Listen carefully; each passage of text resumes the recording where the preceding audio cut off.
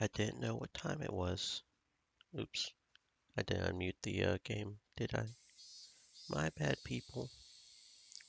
I didn't know what time it was without a clock, but it was probably a little before 7.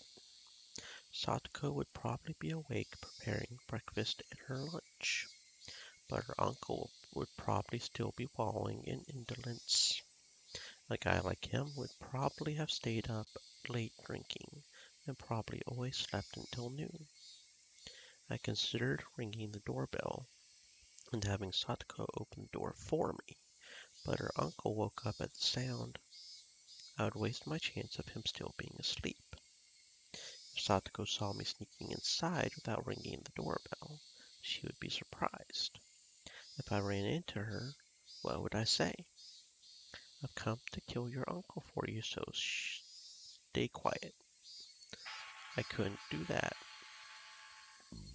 That would be like making Satoko responsible for his death. Be quiet and go wait outside. Maybe that would do it. How would Satoko react to that? She would probably try and get me to give up on killing him. I'd have to lie somehow to get her to go outside. Satoko didn't need to know that murder was going to occur in this house. I couldn't quite think of a good lie to tell her. But I couldn't do much just standing around like this. I made up my mind and grabbed the doorknob. Then slowly it turned and pulled. It wasn't locked. The gap between the door and the wall steadily grew larger. The chain wasn't even on. The oppressive smell of life in Satoko's house hit me. At the entrance there were a few pairs of shoes and sandals. I couldn't tell whether he was here or not just by looking at them. I could hear a television on somewhere. The television was in the messy dining room. There was food scattered about the table, giving an impression decidedly different from a happy family's mealtime. Meals were for eating food while thanking the person for making it, meaning whatever occurred in this dining room was not a meal. Nobody in sight, no sign of anyone either. But with the television on, he must have been close. Could he have anticipated my coming and be hiding, waiting for me? The tension I felt was so thick, so tight, that I thought it would choke me. The newspaper wrapping the hatchet's thick blade didn't hamper its power at all. I tightened my grip on it, then, very carefully, took a look around. Where had those peaceful feelings from before I arrived here gone? Even the sound of sweat bubbling up on my brow got on my nerves. And then I looked at the table and realized something. This wasn't breakfast. The grains of boiled rice were all hard and dried up. Then was it last night's dinner? I left the dining room, keeping vigilant, went down the hallway and found the stairs to the second floor. When that man was playing with his friends, he looked out of a second-story window. It was highly possible that the room was his own, and that he slept there. I tiptoed up the edge of the stairs, quietly, quietly climbing, without making a sound. I couldn't hear any kind of snoring. I didn't hear anything up there. I went through a few rooms, slowly and quietly opening the paper doors, checking inside. But I still couldn't find anyone around. To search more efficiently, I got down on the floor and pressed my ear right up to it. I could hear the television in the dining room and a low hum, perhaps of boiling water. It was then that I started to harbor some feelings of suspicion. This house wasn't right. It seemed like people had been here since the TV was on, but it wasn't normal for nobody to be around this early in the morning. I silently descended the stairs and went back into the dining room. I looked at the food scattered about. Completely dried up rice, an overturned bowl of miso soup, the package for a side dish brought at the supermarket. I could tell Satoko had definitely been the one who made this. The food was far from Mion's perfection or Rena's gentleness, but it was sincere, judging by how she cooked for me at my house, and from the type and amount of side dishes. I deduced the meal was from last night. The numbers stamped into the food package read 83 6 20, June 20th, 1983. That was yesterday, and there was food for two, which meant that this was last night's dinner, and Satoko's uncle would have been here then. Stop it, Keiichi. Don't even think about saying the word impossible again. Anyway, her uncle was here last night. That much was the truth. He had found fault with Satoko's food, thrown the bowl of miso soup, and flung the rest everywhere. Hidden deep within my feelings of calm and composure was lit a flame of anger and a curse. Should I have ever shown this man any mercy?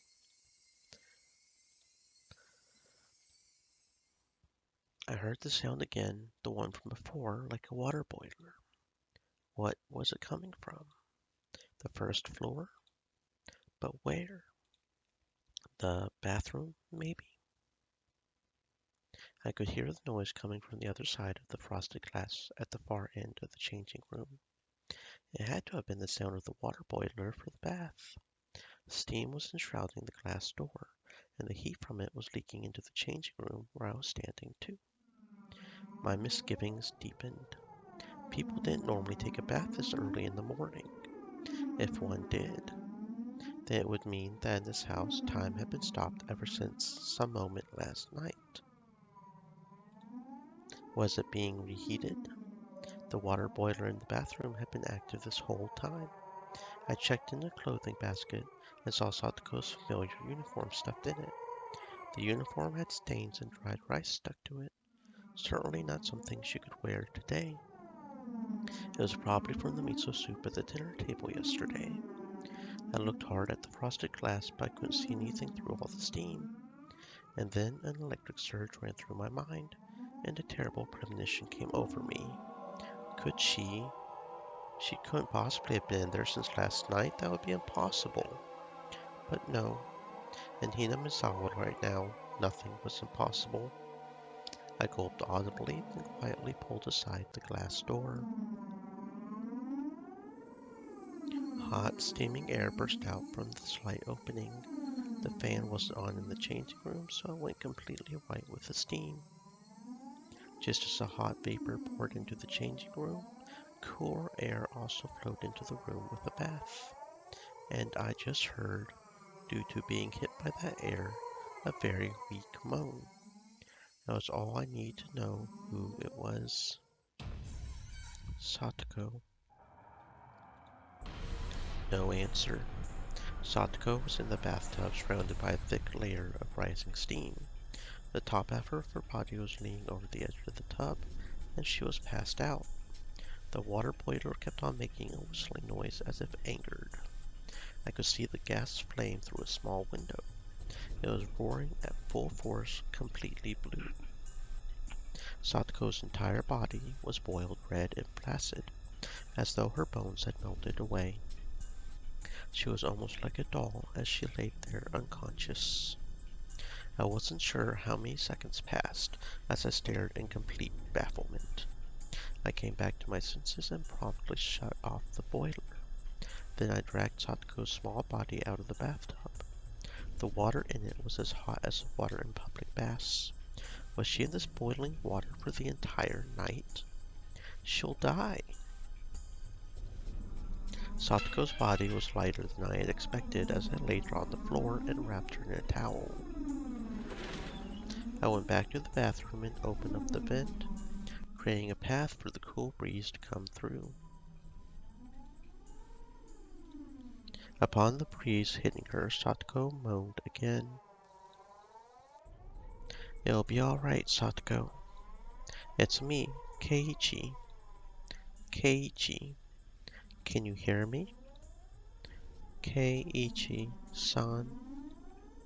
Satoko recognized me and muttered a response, but I couldn't really tell what she was saying. I couldn't really tell Her eyes were muddy and unfocused.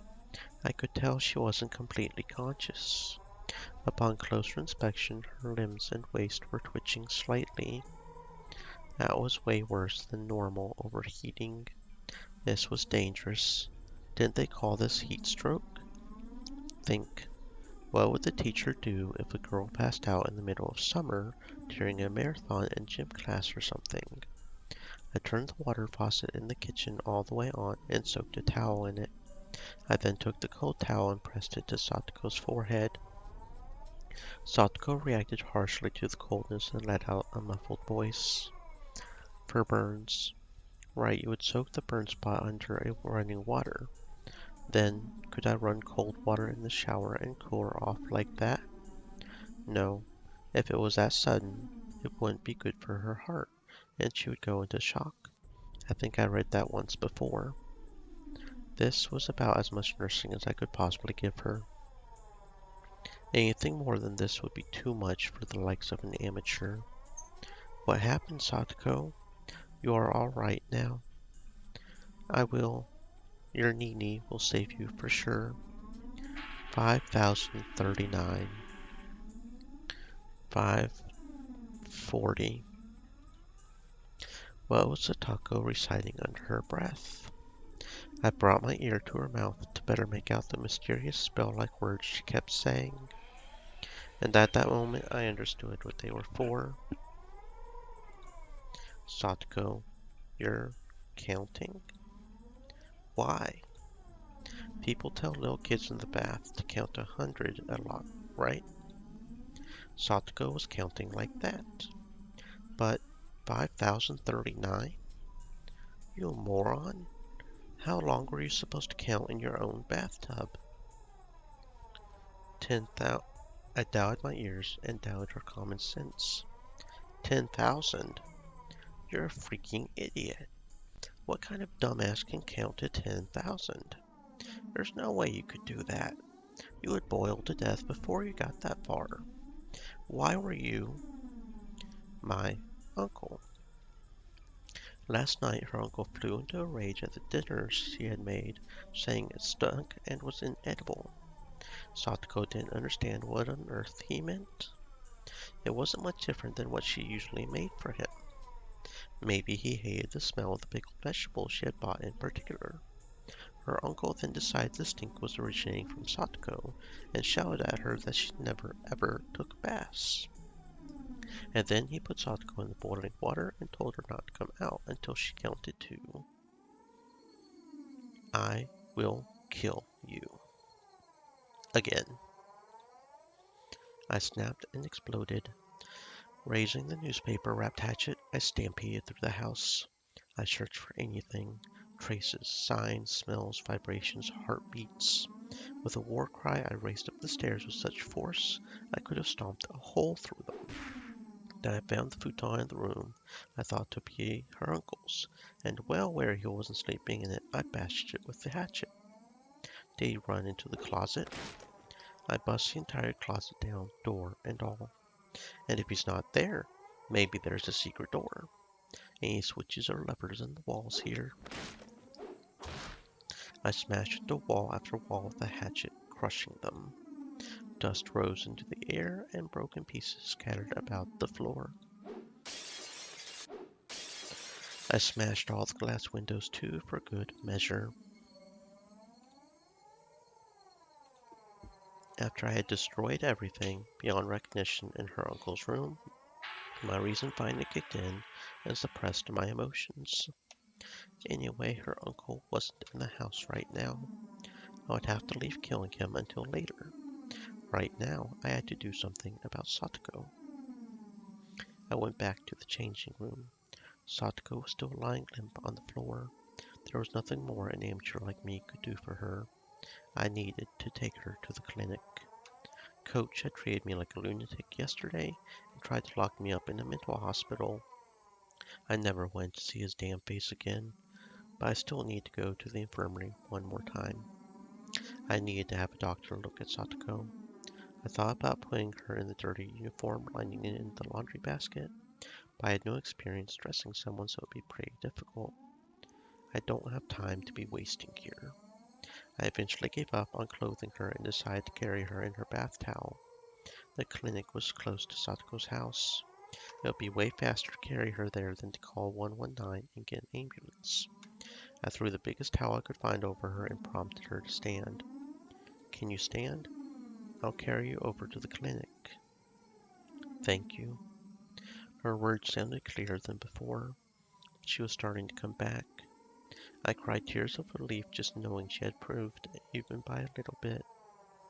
Satoko turned over so she was lying on her face, and then put up a weak struggle to get up on a knee. I smoothly swept her up and put her on my back. The towel I had put her in seemed like it was about to fall off. The towel, it hurts. We'll be there soon. It won't be long, so stay strong. It didn't hurt one bit to carry Satoko. She was light, too light. The lightness actually made me uneasy. Outside it had gotten hotter, as though eager to attack Satoko. Fucking cicadas. Why did I have to choose this morning to get so hot out? I didn't have time to swear at them. The clinic was this way. Hoisting Satoko on my back, I broke into a trot.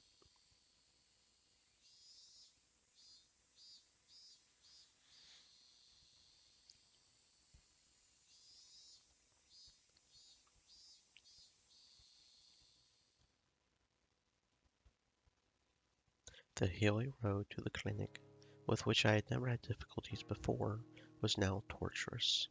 Big beads of sweat formed on my brow, and at some point my breath had grown faint. The hatchet in my belt was heavy and made it hard to walk. I considered leaving it, but I couldn't let it go, at least not while Satoko's uncle was still breathing. The signboard for the Irie clinic came into sight, but I quickly noticed something was odd, so I stopped. Several red revolving lights were flashing at the clinic. 3 police cars were parked in the parking lot with their lights on. There didn't need to be much else to inform me something had happened. I didn't want to see Coach, so I had planned to leave Satoko in the clinic waiting room and give the receptionist a message. But with that police officer Oishi here, I couldn't go inside so carelessly. What's going on? Why are there so many police cars? I gently put Satoko down in the shade of the thicket. I don't know. I'll go see what happens, so you stay here for a moment. Leaving a lady in a place like this, wearing nothing but a bath towel, simply unforgivable. If you can still fire off those insults, you'll be fine. I'll be right back, I added, getting to my feet. Cautious of my surroundings, I hid myself behind a car and got closer to the officers grouped at the clinic's entrance. I overheard an officer wearing a necktie, probably their leader, and a white-robed doctor having a discussion about something. The doctor didn't seem to be Coach. It was one of those who Coach told to make the tea yesterday. So you were the first one to find it, since you were on morning duty. So then, what did it look like? He was sitting on the sofa in the head office. He looked like he was taking a nap. There was a jug and an empty bottle of sleep medication on his desk, so he immediately thought he had tried to commit suicide with it. What else? His high temperature and incontinence indicated severe disturbance of consciousness. It seemed like a typical case of sleeping pill poisoning, so I immediately began to treat him, without calling the police or an ambulance. This is a hospital and I am a doctor. Since his life was in danger, it's my job to treat him at once. I understand. What else? His breathing was in disarray, so I put him on a respirator. I also administered breathing stimulants. It had no effect, so I prepared a medical ventilator and... So in other words, you did what you could, but it wasn't enough. That's it, right?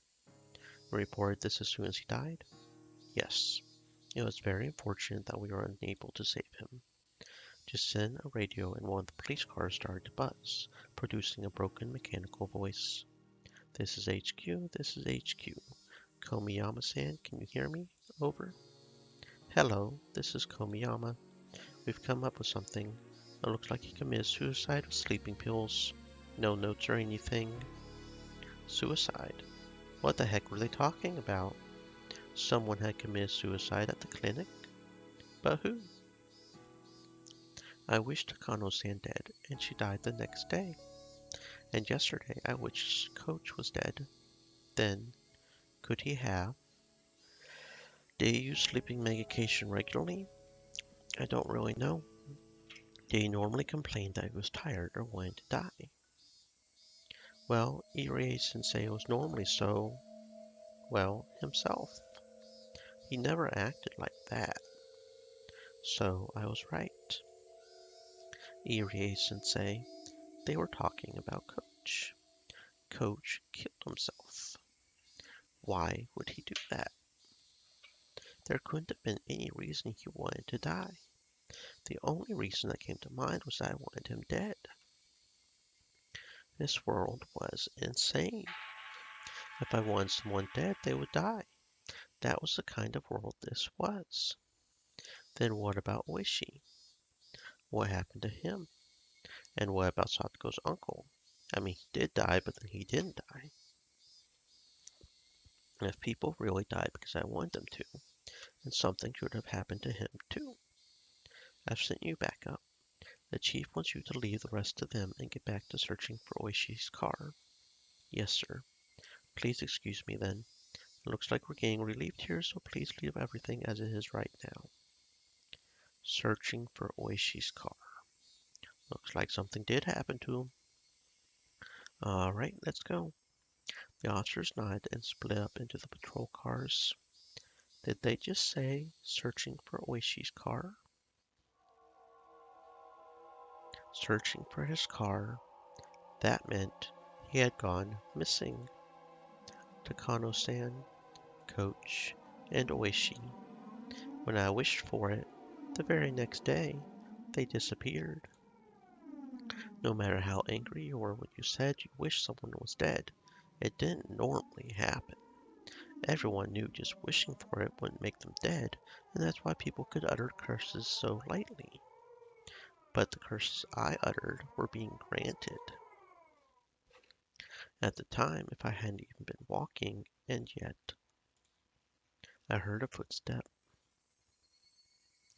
and it wasn't only one this time. They came from behind, and they stood right behind me, reaching a hand for my shoulder. Would you mind telling me what's going on? Satoko, don't scare me like that. I'm the scared one here. I'd prefer if you didn't shout so suddenly. It was Satoko. Her eyes were still unstable, unfocused, but she seemed able to at least walk on her own now. She looked far better now compared to her earlier exhausted state. How do you feel? Are you better? My head still hurts, but I can't stay outside looking like this forever. She gave a smile, a show of courage, but her legs were still shaky. Anyway, what on earth is going on? From what I just heard the police talking about, Coach apparently committed suicide. Satoko was at a loss for words. Her face grew paler and paler, and I could tell she was doubting her own ears. Keiichi-san, is that true? I didn't mishear you. That's what I heard. They said Irie-sensei killed himself with sleeping pills. Satoko went down on her knees and broke out in tears. It can't be. Coach, he would never ever kill himself. As I watched Satoko crying and clawing at the grass, I felt myself trapped by guilt and remorse. I got so angry that Coach was treating me like a madman yesterday, that he had betrayed me, that I had thought he would be better off dead. But even Coach, who to me deserved to die, still must have had people who loved and respected him, like Satoko here. In my selfish, egotistical anger, I wished for his death, and it was granted. And now Satoko is crying hysterically as a result. The guilt tore at my heart. I worked myself up to murder for Satoko's sake. I decided I wanted Satoko to be happy, but was that really all it took? Murder meant taking someone's life. It meant making everyone attached to that person sad. In Satoko's uncle's case, of course, nobody would be sad, so I didn't feel a sense of guilt at all. But Coach's death was different. I had wanted to make Satoko happy, and that had resulted in me inflicting a deep sadness upon her, hadn't it? But Coach killed himself. It wasn't my... Satoko still hadn't stopped crying, but she seemed to be a little calmer now. Wiping her tears, she stood up. I'm sorry, and the only thing I could think of to say to her was an apology. Why are you apologizing? Yesterday I got into a fight with Coach, and I thought I wanted him to die. I wanted it so he really... Satoko looked at me dubiously for a few moments. Eventually her expression softened as she interpreted my words in her own way. It isn't your fault, Keiichi-san. Coach was an adult too. He felt like there was something he had to give his life for, and chose to do so after a lot of worrying and suffering. It's not anyone's fault. She smiled a little, trying to comfort me. I do not want to be naked forever. I want some clothes. Are you okay? Shouldn't you get someone at the clinic too? I won't die from putting on clothes before going. Satoko readjusted her bath towel and started back along the path. Her stride was wobbly and didn't look like she had recovered as much as she let on. At first, Satoko tried to go back home, but it was the time of the morning when people were going to school and to work, so after seeing people walking around, she thought better of it. She must have been pretty embarrassed wearing only the towel. I'm going to Rika's house. My clothes should be there. What's wrong? Keiichi-san. Satoko noticed how I was hanging my head and spoke to me. Despite how he might have come off, Coach was an adult, alright? He would certainly not have killed himself after a petty fight with you, Keiichi-san. Please, stop blaming yourself. At first I thought it was a coincidence, but with 3 people now I couldn't discard the possibility. There was no such thing as impossible in this world. These past few days have not made any sense. What hasn't?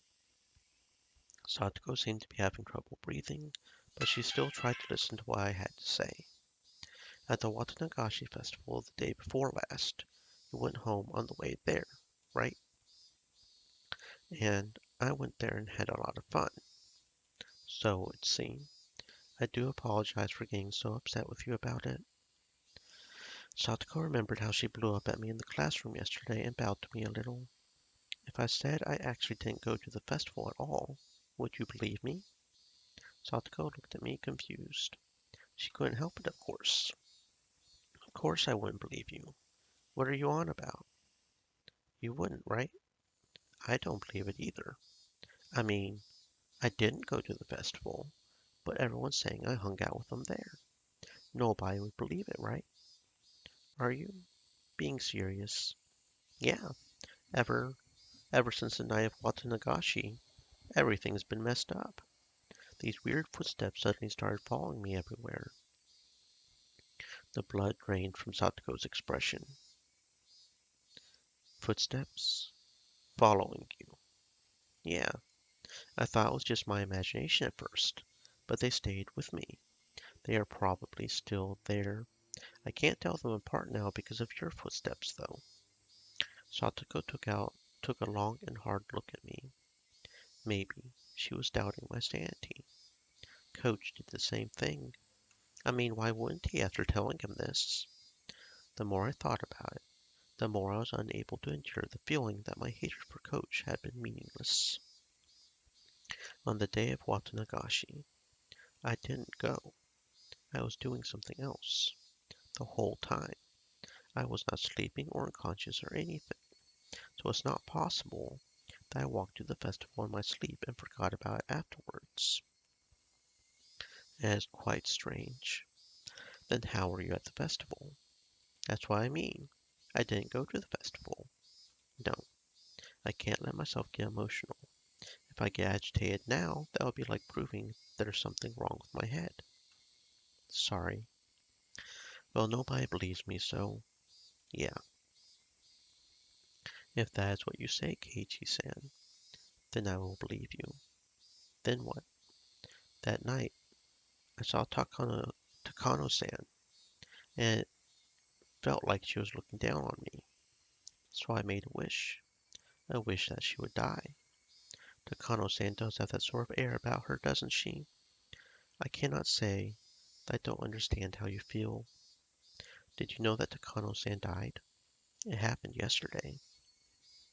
Apparently she was burned alive somewhere. Is that true? She died? I wished for her to die, and the next day she was dead. And Oishi from the police too. Do you know him? That annoying and fat detective guy? Satoko nodded a little. I heard from the police earlier, but apparently he went missing. And yesterday, actually, I wished that he would die. Is is all this true? I'm not lying. I don't want to believe it either, but it's true. Takano-san, Coach, and Oishi. I wanted them dead, and then they really died. For a little while, Satoko was at a loss. A long silence ensued. What a scary story. I should be sure not to get on your bad side, Keiichi-san. And that's not all. There's something even stranger. It's about your uncle. I'd rather you not talk about my uncle. He was there yesterday, right? At your house? Could we please stop talking about him? I don't want to. It's impossible. He he couldn't have been there. I said stop talking about him. That man couldn't have been there after the night of Watanagashi. Because because I no more, please. No more about that man. I killed him with my own hands. Even the cicada stopped crying. Her face was streaked with tears, and it stiffened even more as she looked at me in disbelief. On the night of the Watanagashi festival, I killed your uncle. So it's impossible that he could have gone back home. But still, he went back. And last night he found fault with the dinner you made him, yelled all sorts of things at you, and then basically boiled you in the bathtub. That couldn't possibly have happened. So I wanted to make sure I had actually killed him. So yesterday I went to dig up the corpse I buried, but the body wasn't there. Is that even possible? I killed him for sure, but there was no body. And he went home like nothing happened, home to you, and that that wasn't supposed to happen, was it? Satoko's entire body stiffened. She was shrinking away like there was someone in front of her about to hurt her. You probably think I've gone a little crazy, don't you? I don't blame you. I can't believe it myself. Keiichi-san, I think you are very confused after all the people you wish were dead coincidentally died. You're just in shock at Coach's suicide and you're really upset. I think you should stay home from school today and rest. I'll be fine, so please take care of yourself. Satoko spoke like she understood me, but she also told me to go home. I could see the revulsion in her face and knew that she didn't want to be around me anymore. Once I show you to the clinic, I'll go home. Your legs are still shaking, aren't they? It would be terrible if you collapsed halfway there. Really, I am fine now. I do not want to expose my naked self to a man any more than this. She wobbled up the shrine steps, looking like she was about to fall. I immediately ran up to her and helped her stay on her feet. But then Satoko promptly jumped away from me. That outright rejection hurt a lot. Once she got to the top of the stairs, her breathing was ragged, and she wasn't even looking at me. At this point, I was being ignored. Well, it was more like she didn't want to have anything to do with me. It really was a feeling of rejection. That hurt my heart more than any blade could have. This was the path I chose for her sake. To be treated like this at the end of it all was just so saddening. Don't be naive, Keiichi Maebara. You never wanted to be repaid in the first place. You didn't do it so that Satoko would thank you. You did it so Satoko would be happy. And that was what led to this ending. Rika-chan's house was a disaster prevention storehouse used by the town council. If you went past it, a little further through the shrine grounds, you would apparently reach the back of the assembly hall. Satoko was heading there, walking quickly, the gravel under her feet crunching as she went. Did she want to get there as soon as possible, or did she want to run away? I couldn't tell. And then I heard the vigorous sound of wings flapping. I turned around and saw a crow. I hadn't seen many crows since coming to Hinamizawa. I saw them a lot in my old town, though. On garbage day, they would flock to trash collection points, peck through the bags with their beaks, drag out the contents, and have a feast. As I was remembering that, I saw a few crows flocking around the shrine's donation box, and I thought how terrible it was for someone to leave a garbage bag in a place like that. The cicadas quieted, breathing stopped, thoughts ceased, even time came to a halt. I ran over to where the crows were flocking. I ran there in order to drive a horrible idea out of my head. I definitely hadn't wanted this. There's no way I would ever wish for this even by mistake. This was not. This was not. When they noticed my vicious approach, the crows all flapped upwards, fleeing into the sky. When the crows' big black bodies flew away, they exposed the garbage bag. What had I seen there? The scream that escaped from my throat before I understood what I was looking at. What was this? Satoko came over as well, realizing something had happened, and she looked over my shoulder. Then she screamed as well. This wasn't.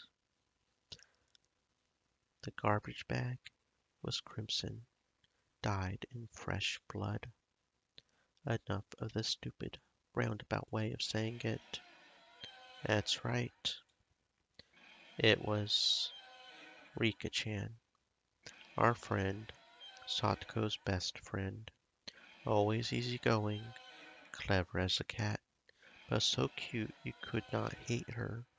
Our friend, Rika-chan, she was... Rika-chan was stark naked. She was face up, limbs sprawled. Her eyes were like glass, just staring up into the sky. And, and, Rika, Rika, Rika. Satoko broke down crying on the spot, and yet she still couldn't approach her friend's remains. The crows had gotten through the garbage bag and well, they dragged out an apple peel and spread it all over. No, no, crows. They couldn't do this. On the spot, I started vomiting.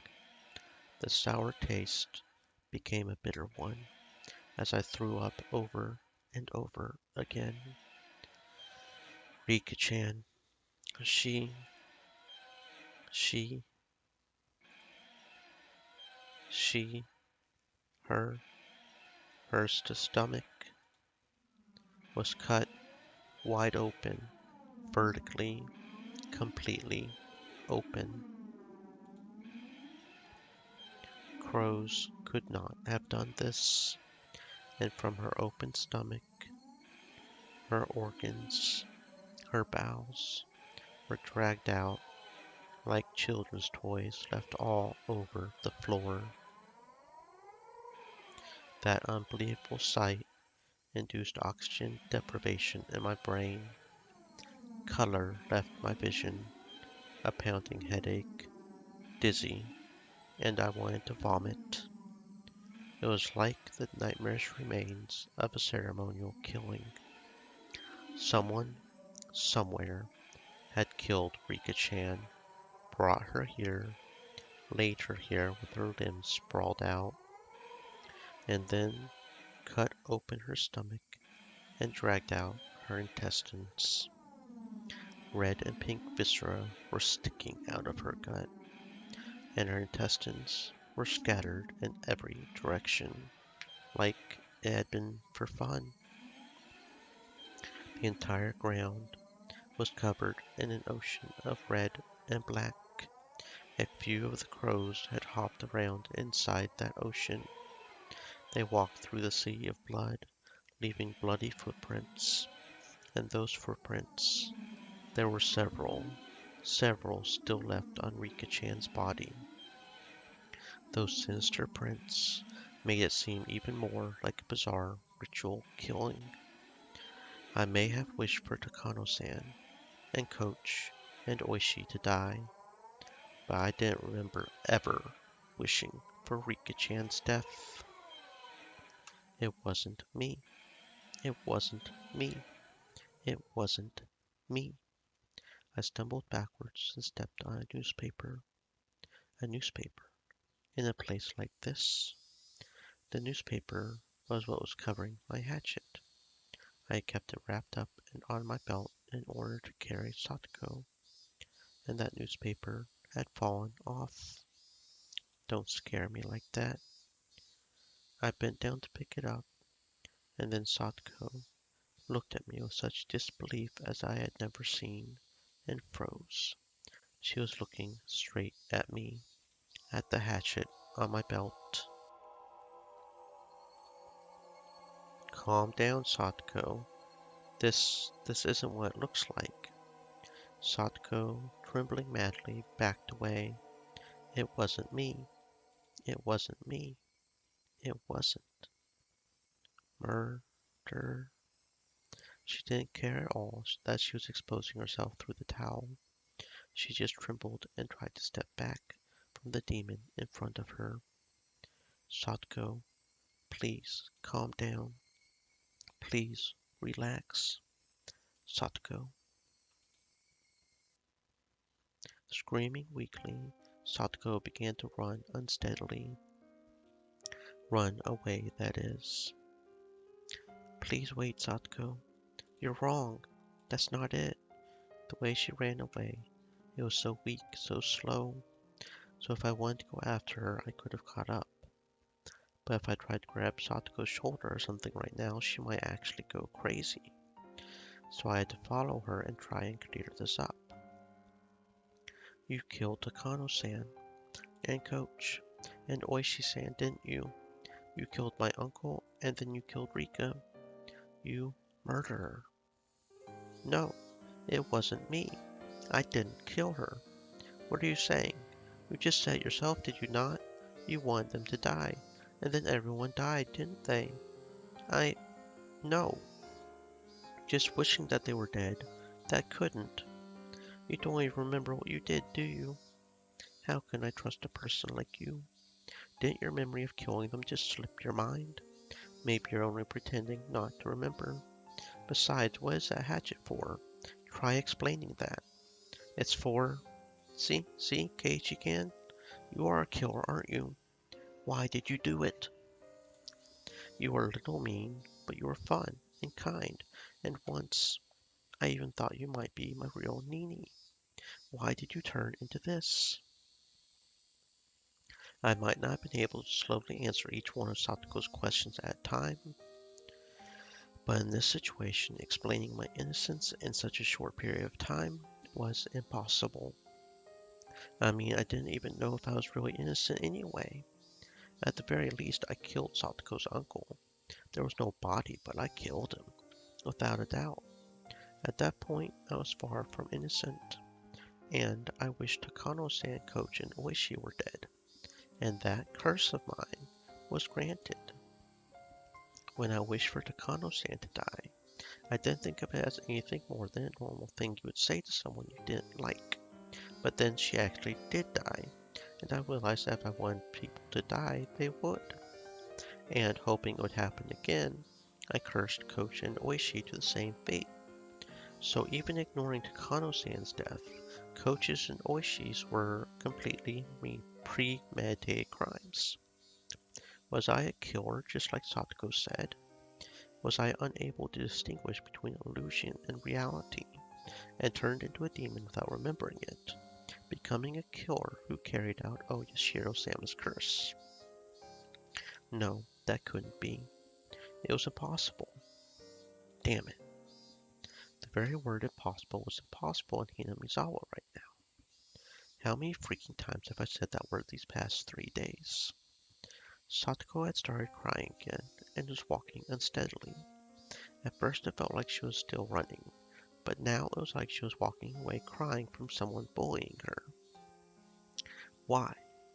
Why did things turn out this way? Why? If there was an answer to that, then I wanted to know it too. Why had it turned out like this? After Nini went away, I was lonely for a long time.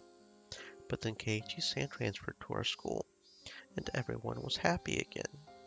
It was fun again. Every day was beautiful. She was right. Those days were bright and beautiful. And yet, after that, Satoko and I shouted the exact same thing. How did it turn out like this? The cicadas were sneering at the spectacle, our strange game of tag. Shut up. Eventually I heard the murmuring of a stream. The forest parted, and a suspension bridge appeared. Satoko was crossing dangerously, wobbling as though she might fall at any moment. And when I stepped onto the bridge, it swayed a lot, causing Satoko to stagger and fall on the spot. Satoko, are you okay? Don't come near me, you murderer. Satoko shouted, her hatred made very clear. It was sad. If words could cut, then this warmth flowing from my eyes would have been blood for sure. Why did you turn out this way? Keiichi-san, I really liked you. I wanted to go up to her and give her a hand, but the distance between us was uncrossable. If I got any closer, Satoko would start shouting again, and say things that would hurt me deeply again, so I couldn't approach any closer than this. Satoko, I don't know how things turned out like this either, but I can say this. I wasn't the one who killed Rika-chan. At least that is true. Please stop being so absurd. How do you expect me to believe anything someone who can't even rely on his own memories has to say? I tightened my hands into fists. This was mortifying. I wasn't crazy. Hinamizawa was crazy ever since I wandered into it, lost on that one night.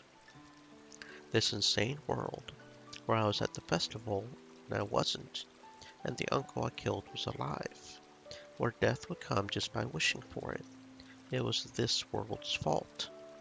Mion and Rina started acting strangely, like they were possessed by something too. And Coach wouldn't believe anything I had to say. And even Satoko, who I should have protected, was yelling at me like this. Was the price for killing a man supposed to be this high? Was I really going to be forced to stay in such a bitter world? I did the right thing. At least I wanted to. So then why? I hated it every time I asked why. The days Satoko and I enjoyed in peace went so wrong. Satoko, please believe me. I'm not a murderer. Then what is that hatchet for? Can you give a convincing explanation for that? Is this hatchet really scaring you? I'll throw it away. That's what you want, right? Satoko didn't nod, but she seemed to be in agreement with that proposition. I clumsily took the hatchet out of my belt, then dropped it over the side of the bridge into the stream below. There, it's gone. Now, you'll listen to me, right? You think I'll let my guard down just because you got rid of your weapon? Keiichi-san, you're strong. It would be easy for you to strangle me with your bare hands. Like hell I would ever want to kill Satoko. You idiot. Then what should I do? Should I put my hands on my head? Why don't you? Put your hands on your head and face the other way. It was a cunning plan, much like the ones she used during club activities. Putting my hands on my head and turning away would mean I couldn't attack Satoko very easily. I immediately acquiesced to her request, since it would make her feel better. Is this alright? Please listen to what I have to say. Satoko stood up and carefully approached me from behind. And then she actually came up right behind me. She was so close, and yet I was so sad that I wasn't allowed to turn around. I sort of think I understand. That isn't your fault, Keiichi-san. I think probably you have just been possessed by something evil. Until before, I thought Keiichi-san was a killer, but now I know, after looking at your eyes. I could hear that Satoko was still crying, but her voice was gentle just the same. Keiichi-san could never kill anyone. Something simply possessed his body and made him do evil things. Was she speaking literally right now? Or was she trying to admonish me? I couldn't tell. Come to think of it, maybe. Maybe they were possessed just like Keiichi-san. At the time, I was only thinking I would be killed, so I didn't think about it. But now I understand. That was the work of something evil that possessed you. Satoko, what are you? It was less like she was talking to me, and more like she was talking to herself, like she was confessing at my back.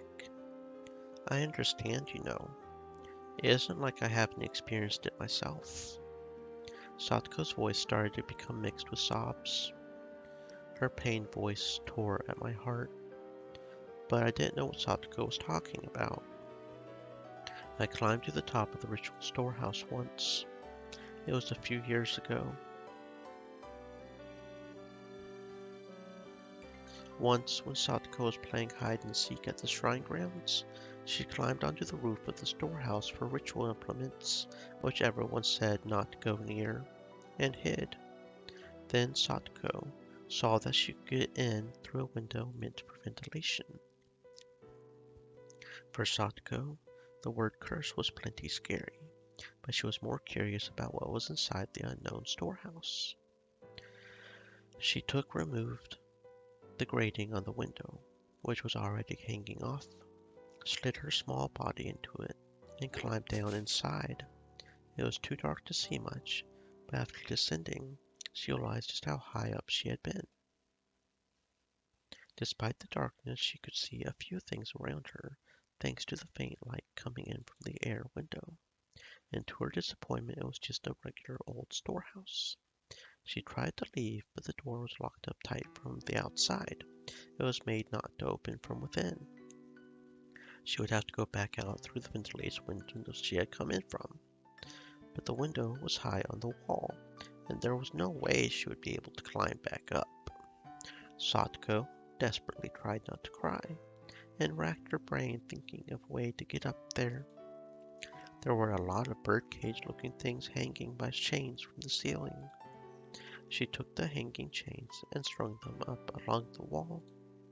If she climbed up the bundle of chains, she might be able to manage to climb up to the ventilation window. There was nothing else she could do, so she had to try. And try she did. It was dark and creepy, and she didn't want to stay there forever. The more she thought about that, the more she panicked. She climbed the bundle of chains. Satoko could hear the clinks and clangs of everything creaking under her weight. And then, just as her hand reached the window, one of the metal fixtures she had used to stick the chains on the wall flew off, and the chains all began to loudly and furiously every which way. Spurred on by the sounds behind her, she managed to get back onto the roof from the window. Because of the weight of the flailing bundle of change, the other fixtures broke, and then one of the big bird cages hanging from the ceiling fell to the floor with a huge noise. Under it was an image of Oyashiro-sama, his vessel, and the cage took off one of the arms and trapped some other implements beneath it. It didn't take very long for her to grow scared of what she had done. The deafening noise could be heard from the rest of the shrine grounds. A few other children heard it and gathered around. And, of course, Rika was one of them. Then Rika's father, the shrine's priest, with an angry look, ran over. And then, as for what happened next, it was painful to remember. The only one who knew where Rika's parents kept the key to the ritual storehouse was Rika. So he scolded her, saying that this happened because Rika pulled a prank and hid me in there. He was very angry and menacing. Just looking at him was enough to frighten anyone. He exposed Rika's back, took a strangely shaped ritual cane or something, and struck her with it several times. Rika's words at the time, "It wasn't me. It wasn't me. I'm sorry. I'm sorry." That pitiful voice, I still can't get it out of my head. I should have said it was me. I should have said so, to save my best friend from that false accusation, without being afraid of Rika's father's terrible temper. Rika gritted her teeth and cried at the crime she didn't remember doing. Ever since then, the world had been strange. I know. I understand. This is Oyashiro-sama's curse. His judgment for messing up the ritual storehouse and for forsaking my best friend. Oyashiro-sama's curse. My father and mother, too. They vanished in that muddy stream.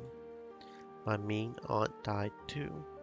But then Nini, who loved me more than anyone, ran away from home. And then, Keiichi-san transferred in, and I thought I had finally gotten my fun life back. But this time, Keiichi-san was possessed, and even Rika got killed. There's something I heard once. Oyashiro-sama, when he really curses someone, he doesn't kill them right away. He goes in order of your closest friends, and after killing them all, he kills that person last.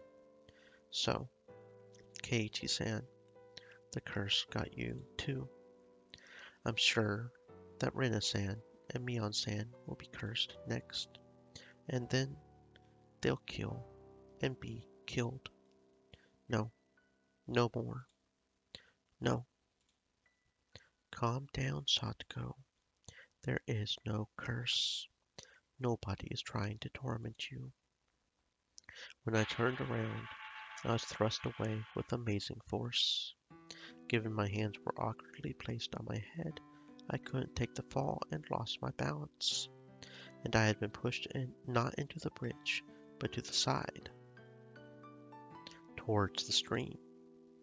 No, this can't be happening. As one last miracle, I was allowed to grab a cord hanging from the bridge. Far below me was the stream. We were pretty high up, and below were rocks of all sizes. As if I fell, it clearly would not be pretty. The entire bridge was tilting under my body weight.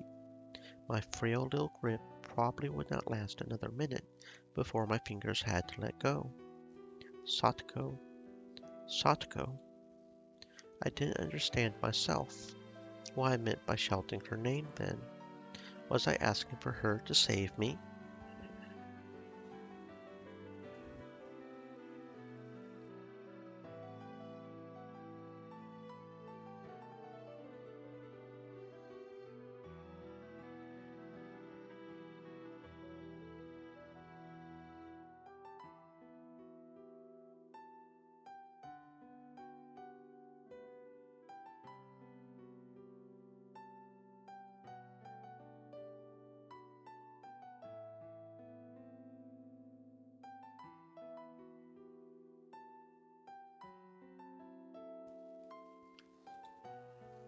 Or was I asking her why she did this? Finally, everything came back into focus, and I saw Satoko, and I was surprised at what an odd expression she had. It was the first time I had seen it. It was an expression of righteous anger, meant only for those who needed to die.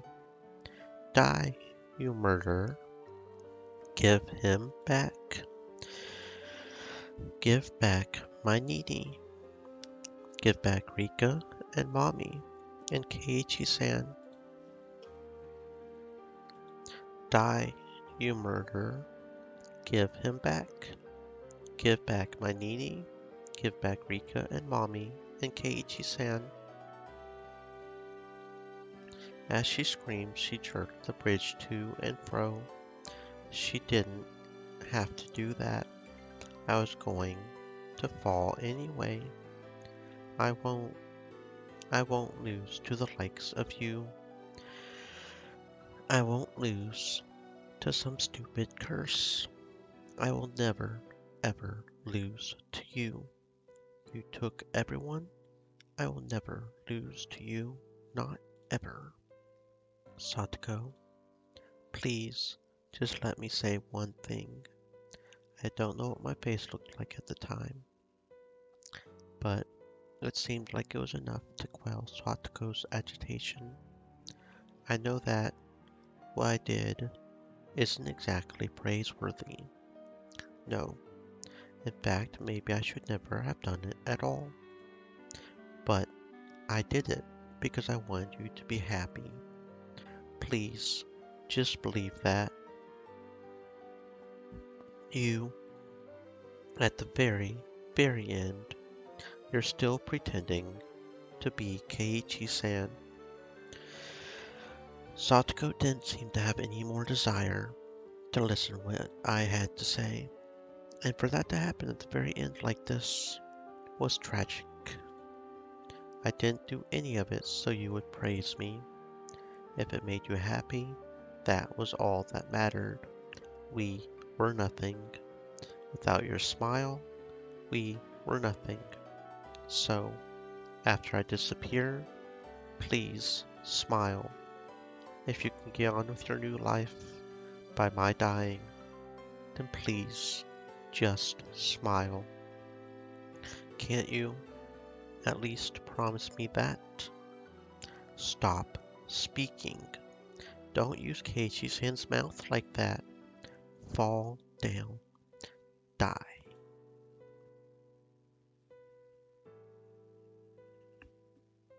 And those were the last words Satoko ever said to me. Those sad, tragic, and altogether unrewarding words. What on earth was I? My desire to make Satoko happy ended up like this. Where did I first go wrong? And what was the mistake I made? When did I make it? Was I the crazy one, or was it Hinamizawa? Even after all this, I thought I wasn't crazy at all. It was this eerie world that was crazy. This world I had accidentally wandered into that one night. Because that fun world, where I never doubted all the crazy times we had as a club, would go on forever. It couldn't possibly have transformed into such an abnormal world. That fun world wouldn't have ever ended with this, with Satoko pushing me to my death. In the end, I was going to be swallowed up by this crazy world and disappear. No, I would probably already disappeared. Yes, probably, on the night of Watanagashi. I'm sure that in the world I really belonged to, I had vanished that night, and everyone was worried. It was laughable that I had taken this long to figure out I wasn't around anymore. Oh yes, Shiro-sama's curse on the 5th year was Satoko's uncle dying and me disappearing. In the real world, Satoko had already been freed. Maybe my friends were all lamenting my disappearance and valiantly trying to get back on their feet. And even though they were down to 4 people, the club would reopen and they would have a good time without me, waiting for the day when I would come back. I'm sorry, everyone. I couldn't come back home, but this is what I wished for. It was my wish for Satoko's smile and my duty as her Nini. At this point, there will be nobody left to torture you, because Satoshi and I, it took 2 years, but we succeeded. That annoying toothy smile of yours, we wanted to see it one more time.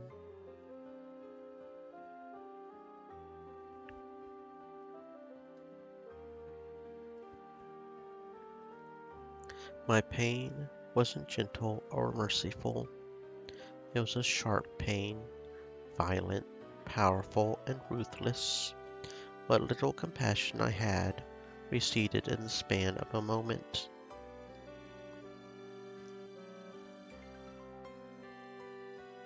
And now I could die. I could say goodbye to this insane world. Farewell, crazed Hinamizawa. Thanks for giving me the psychic power to kill people whenever I wanted. If you'll still allow it, I'll wish for one last thing.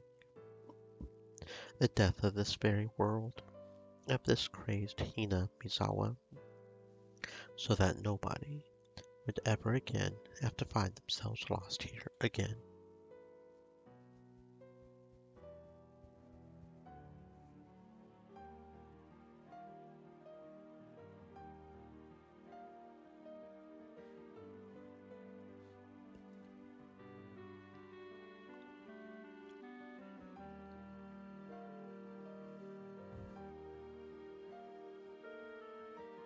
Demon.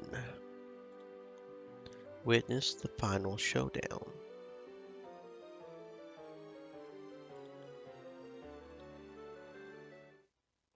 Research notes. Oh yes, Shiro-sama. Nobody really knows what characters to use to write Oh yes, Shiro-sama. Knowing this is hard partly because depending on the time period, he has been called with various titles, with subtle changes to his name, and nobody knows the real one. The only thing all time periods agree on is that the 4 syllables oh, yeah, she, and ro are always used.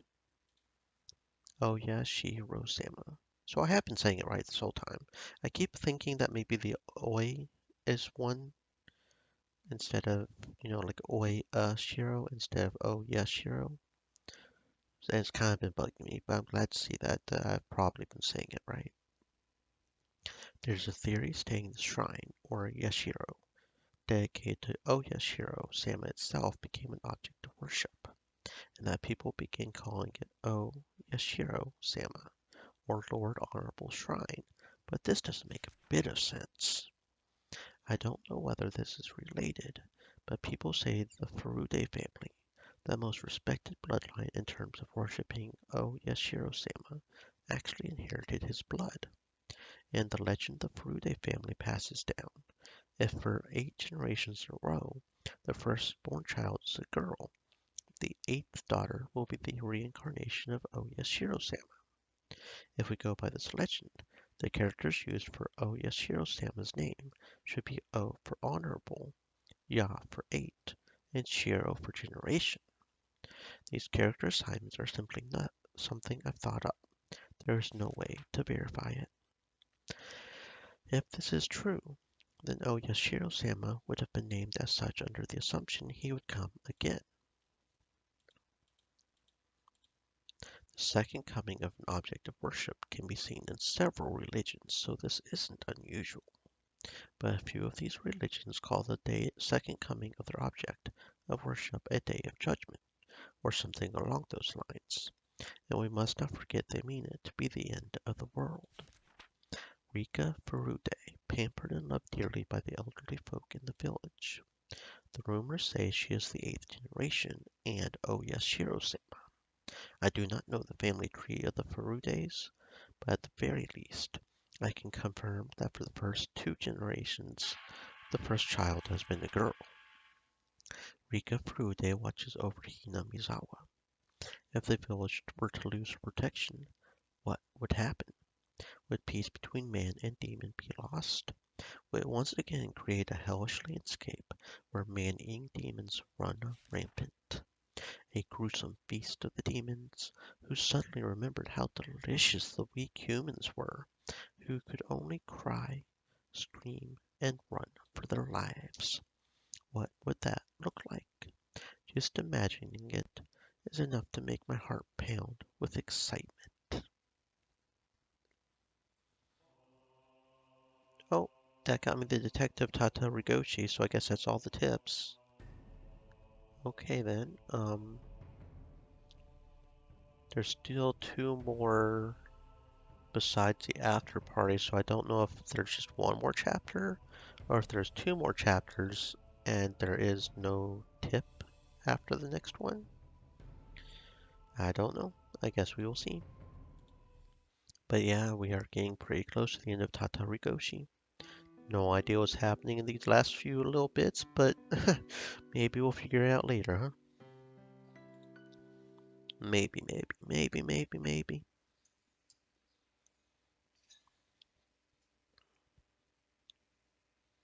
I don't think we've seen Tatarigoroshi actually said anywhere in here, so I'm not sure what Tatarigoroshi is. The first 2 is explained. Chapter 2 was Watanagashi, and I don't remember the first one, but I feel like it was explained what it was. What was the first one? Onikakushi. I feel like it did explain Onikakushi, but I don't. Yeah, no, that's demon something, demon swamp or something like that. Yeah, no, that's the original name of that town. Yeah, but they haven't explained what Tatarigoroshi is yet. Kind of interesting. My head was pounding. The sky was bright. It was cold too. It hurt. Each sensation I felt led to a new and different one awakening. When I came to, I was lying face first on a dry riverbed. A few body parts hurt a lot. The skin over a bunch of my joints was torn, turned blue or red or oozing blood. I could tell it was my bones that were in pain from the agony I felt whenever I moved. I looked up and saw how high the bridge from which I had fallen was. Considering I had dropped from there, it was a miracle that I could open my eyes again. Right next to me was a broken upside-down car seat, which I had guessed had some pranksters had brought here. Maybe this thing had been conveniently lying right under me, allowing me to escape instant death. Miraculous. Of course I didn't know whether this miracle was fortunate or unfortunate. I had failed to die, and now I was still stuck in this insane world. How long had I been unconscious for? The sun was high in the sky, so it looked like only 1 or 2 hours had passed. But my body's sluggishness didn't make it feel at all like so short a time had gone by. Mentally, it felt like I had been asleep here for a decade. The more feeling returned to my body, the more the pain flooded in. It hurt so much it would have been better not to have woken up. I needed to get to a doctor. Yeah, to Coach's clinic. The term Coach's clinic brought memories back one after another, memories I wish I had not recalled. Satoko was no longer on the bridge. She would have returned to Hinamizawa by now, and she would put on some clothes, go to the clinic, get a checkup, and report on how crazy I had seemed. The police were waiting for me without a doubt.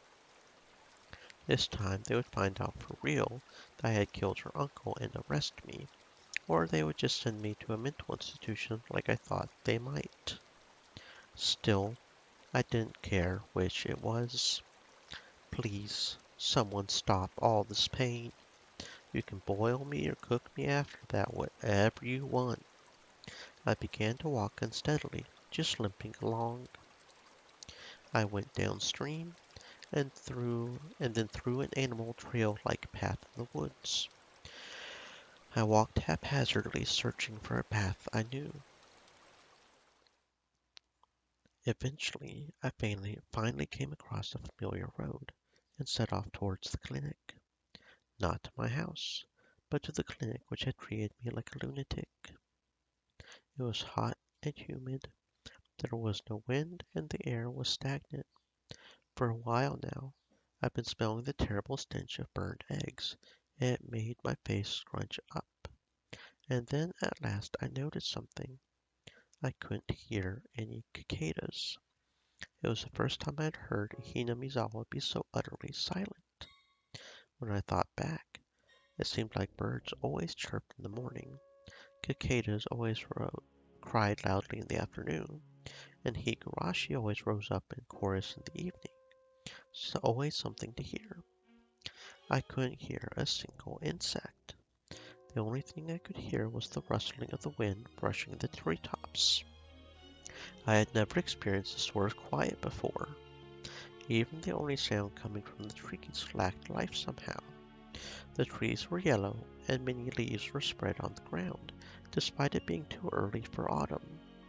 Even the weeds that had been growing so persistently at the side of the road had turned yellowed, browned, and lost their vigor. Only the sunlight itself was of the Dune Hinamizawa I knew, and yet it seemed like the seasons had switched all of a sudden.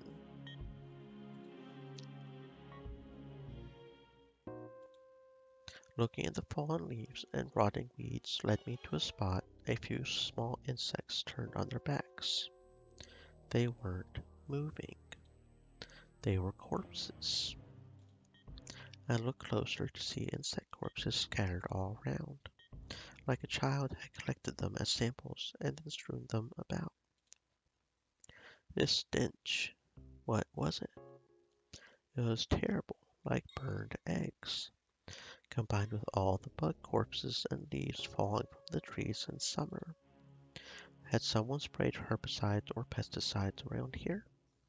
Even at school, we apparently fumigate. They call it pest disinfection or something, once or twice a year. I hadn't run into anybody, despite how bright it was outside.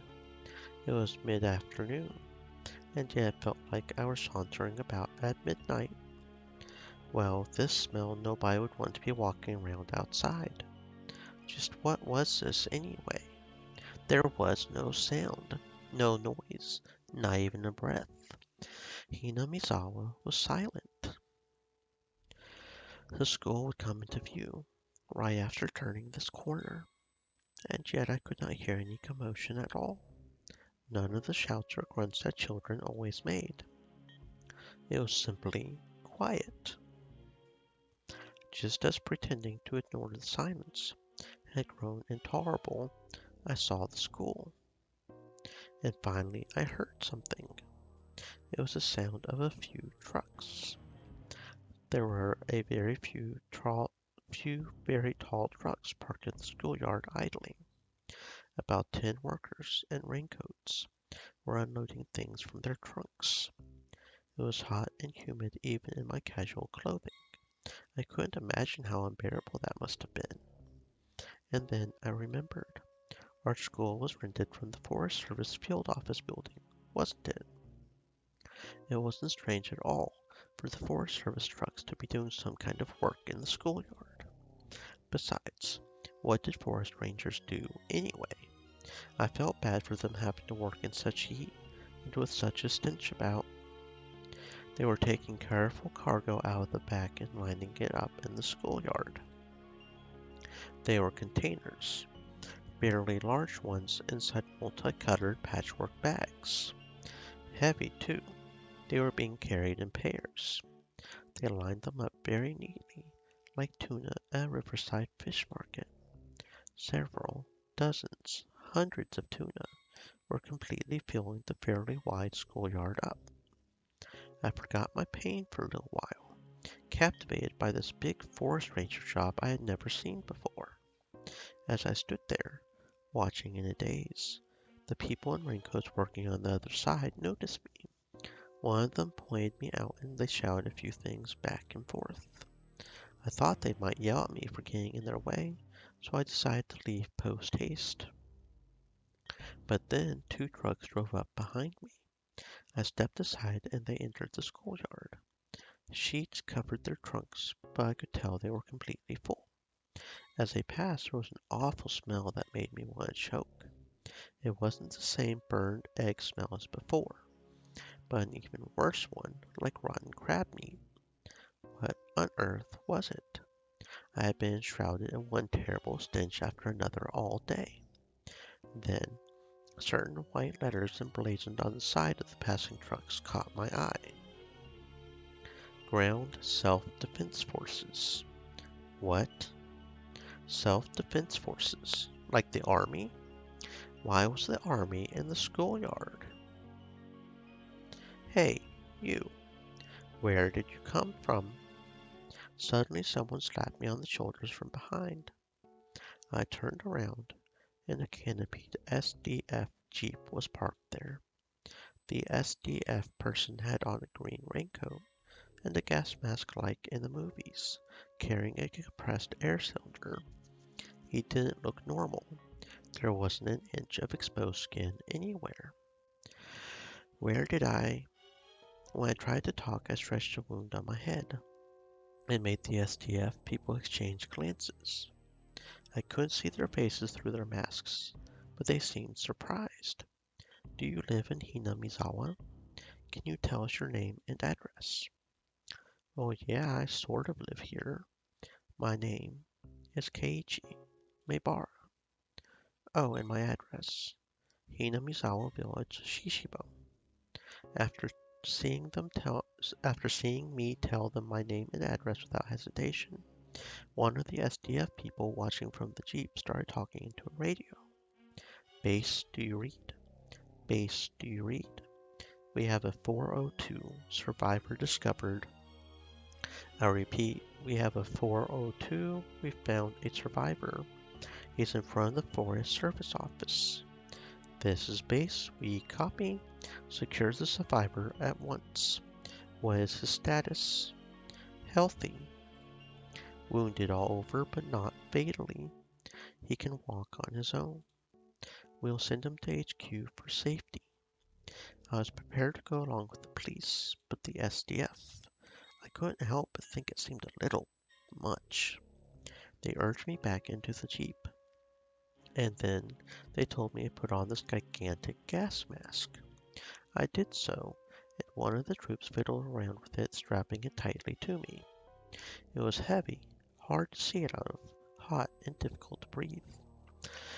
Just looking at the world through the lenses made it lose its sense of reality. My breathing sounded like some giant monster through the mask. At this point, I had no idea what was happening. With much trepidation, I asked the trooper adjusting my mask. Excuse me, has something happened? Where were you? What were you doing? Don't answer a question with more questions. I was the one asking you. I fell from a rope bridge way back in the mountains. I think I passed out in the riverbed. I don't actually know what day this is. Today is June 22nd, 1983, Wednesday. That surprised me. Satoko pushed me off the bridge on Tuesday the 21st. That meant I had been asleep on the riverbed for an entire day. Forgive me for asking again, but did something happen? Why is the SDF here? Is this a drill? Had my question been that difficult for him? None of the troopers would answer me. The one in the driver's seat talking on his own radio turned on the vehicles. He turned the dial and some broadcast station or another came in. I started to listen to the voice of a radio announcer I was familiar with. Was conducted at the Prime Minister's office. In regard to questions from the press at the SDF not responding to the disaster properly, was directly related to this unprecedented, unheard of catastrophe. Chief Cabinet Secretary Okuno had this to say. And so, I believe that once the SDF received the dispatch order from the prefectural governor, they responded promptly. According to him, the SDF was prompted to respond to the crisis after receiving their orders. He implied that was the prefecture's responsibility for taking too long to comprehend the situation. When did the governor, who requested the SDF's dispatch, actually become aware of the outbreak of such an unprecedented catastrophe? And did he not invite further damage because of the time lost before he sent the request for disaster relief? In other words, because of the bureaucracy. We are awaiting further investigation into the matter. That was Mr. Okada, reporting from the Prime Minister's official residence. At this point, we can take another look at the political response following this disaster. The fuck? In the middle of the night between June 21st and June 22nd, a large-scale disaster broke out in Hinamizawa village, Shishibo. The details have not yet been investigated, but there was an eruption of volcanic gas from somewhere in the Hinamizawa area. The gas was relatively heavy, and as it spewed out, it began to flow. That flow went down along a small river and headed directly into Hinamizawa village. After a few hours, it had covered the entire region. It happened in the middle of the night, 2 to 4 a.m. Every home and household in the village was afflicted. With most of the residents asleep, it is thought that all died without noticing the crisis. The catastrophe striking in the middle of the night caused its detection to come too late. But there was still one small opportunity to have noticed it. 3 a.m. A news dealer's shop in Okinomiya sent a vehicle carrying the morning newspaper to its branch office in Hinamizawa. Usually the shop would be contacted upon the vehicle's arrival, but this morning it did not happen. The news dealer's shop made repeated calls but got no response. The shopkeeper sent his eldest son to check on things, but they lost contact with him as well. It is extremely regrettable. If they had contacted the police or fire department at this point, it is highly possible the situation would have turned out more positively. At the very least, it's possible that portion of the village might have been saved from the tragic annihilation. 6 a.m. Residents in areas in the same region began continuously calling 119 to report the smell of rotten eggs, dizziness, nausea, and headaches. The fire department received the same reports, all from the same confined region. They speculated a truckload loaded with chemicals may have gone into an accident and reported it to the local police. 6:30. Contact was lost with a patrol car on duty in the Hinamizawa area after the officer reported the smell of rotten eggs.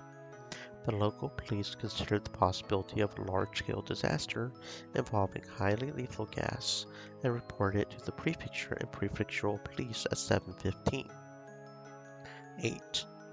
The governor was traveling to nearby prefectures for inspection, so in accordance with regulations, the prefectural environmental disaster prevention chief was provisionally escalated to Director General and set up a disaster countermeasures office.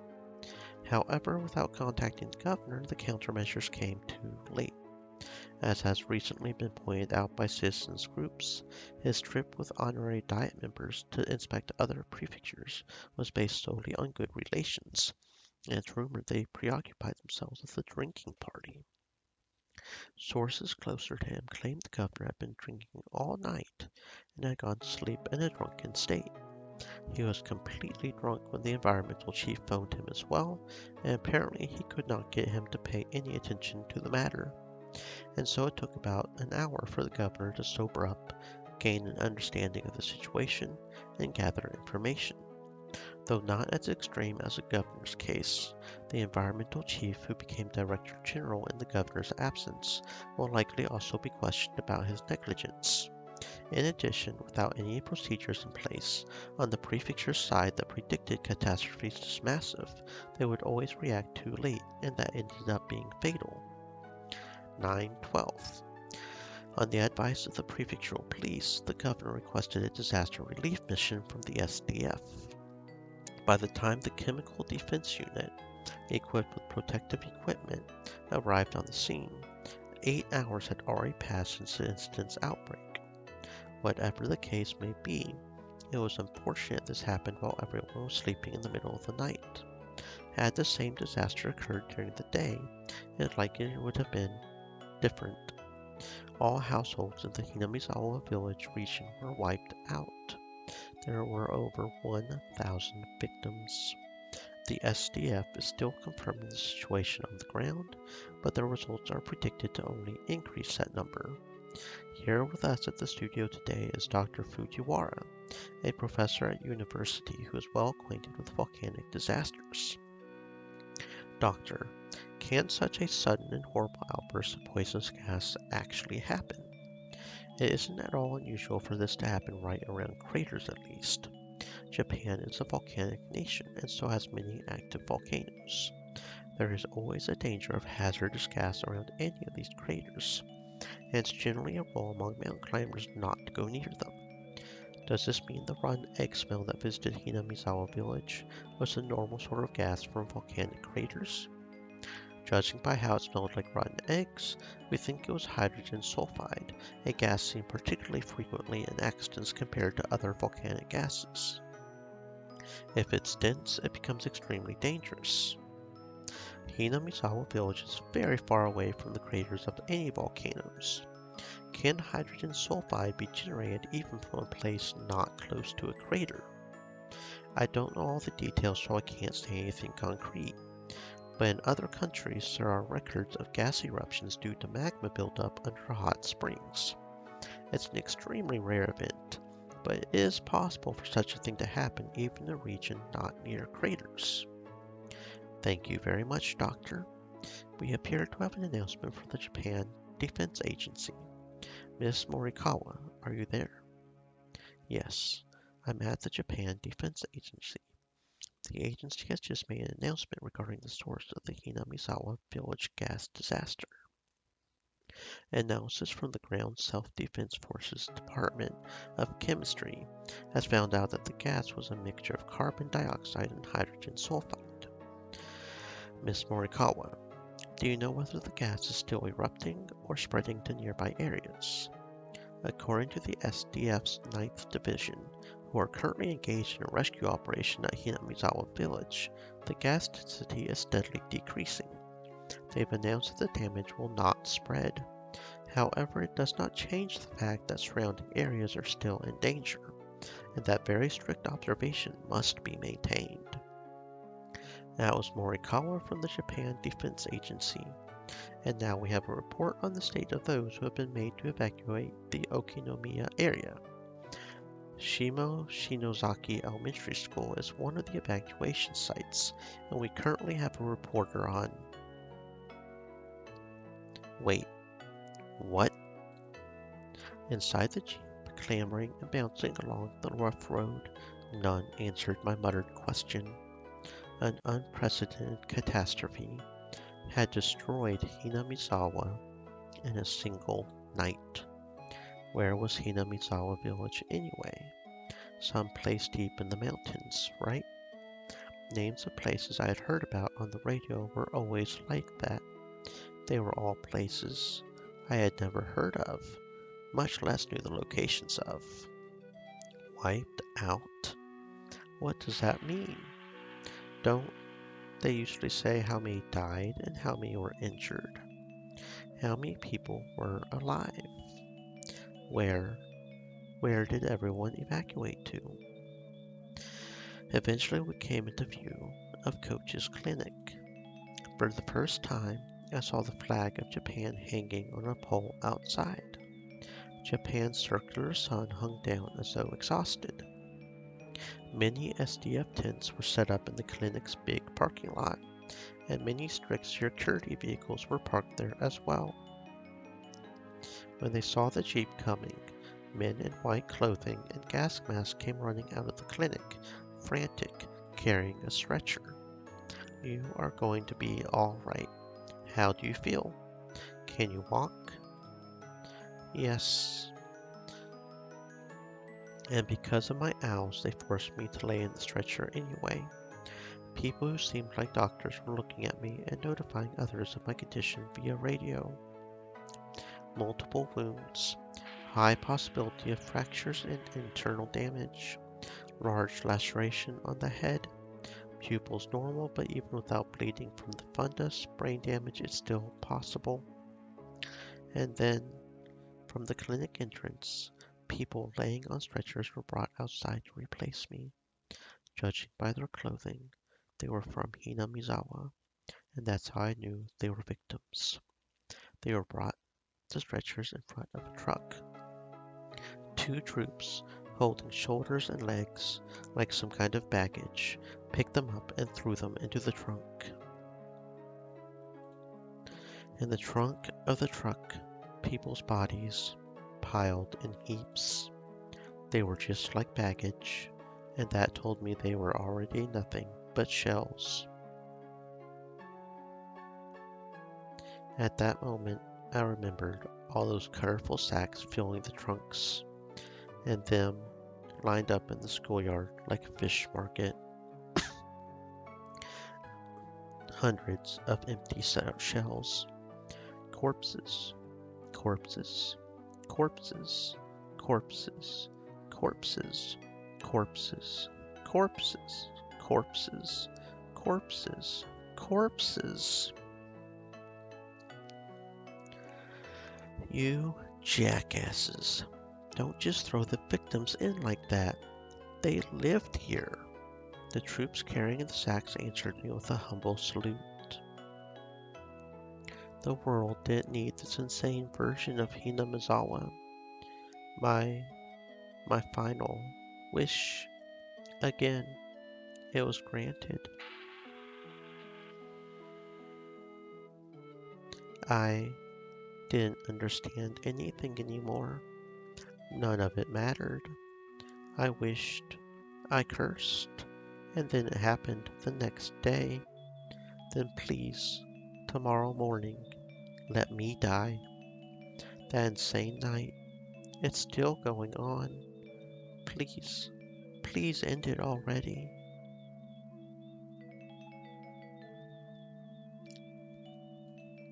Hey, he's lost consciousness. Shout his name. Quickly. Maybara-kun, can you hear me? If you can hear me, just blink. Maybara-kun, Maybara-kun, Maybara-kun. Suddenly the world didn't matter to me anymore. I wasn't interested in their cries. His breathing stopped. Get his respiratory tract open. Use CPR. Make him live. Damn it! Damn it! No more dead people. Nobody deserves to die. Don't kill him. Don't kill him. I could hear the voice of a man crying and screaming in my ears. Nobody deserves to die. Those words came from his heart. They were so commonplace, and they soaked into my heart too. Maybe it was a mistake. to take someone's life, even if it was to save Satoko. If if this is the price I had to pay, this horrible tragedy, then this is a little much. Oh, Yashiro-sama. Why? Why did you never punish me? Come to think of it, Satoko said something. Oh, Yashiro-sama's actual curse never goes for the target at first, but kills everyone they love before that. Oh, Yashiro-sama's curse. It was a convenient excuse I told myself at the very end, but that it wasn't my curse that destroyed it, but oh, Yashiro-sama's. Given that I was in a stretcher, the next bit might have been obvious. But last of all, I realized one thing. Yeah, today I had not heard those footsteps following me, even once.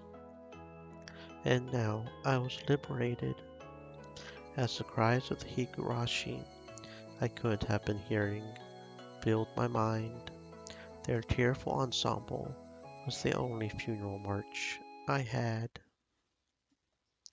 Liberation. Liberation. Escaped at last. June 22nd, 1980. Oh, hello there. June 22nd, 1983, early morning. A widespread disaster occurred in Hinamizawa Village, Shishibone Prefecture. Volcanic gas, carbon dioxide, and hydrogen sulfide erupted from Onikafuchi Swamp, one of the Hinamizawa area's water sources, and spread through the entire village. There were 1,200 victims. 20 have gone missing. The catastrophe was unprecedented, forcing local governments to evacuate approximately 600,000 people. According to later investigations, magma pools and hot springs were uncovered directly under Onikafuchi Swamp, and the gas that gushed from it was determined to be the cause of the disaster. In addition, directly after the incident broke out, many came forth claiming this disaster was a curse based in Hinamizawa village legends, first sparking a wave of chaos. There were apparently local legends of a curse spreading a miasma, destroying the village, and some scholars believe a similar gas. Hello? Thank you. Disaster may have happened in the past and remained a part of those legends. More extreme periodicals suggested that this was an extension of the string of freak deaths that had been happening in recent years in Hinamizawa Village, stirring interest in theories about the curse of Oyashiro-sama. In addition, relatives of those in Hinamizawa Village who had escaped the disaster complained of sickness afterwards and were hospitalized. Some of them even died of unknown causes, further encouraging such extreme opinions.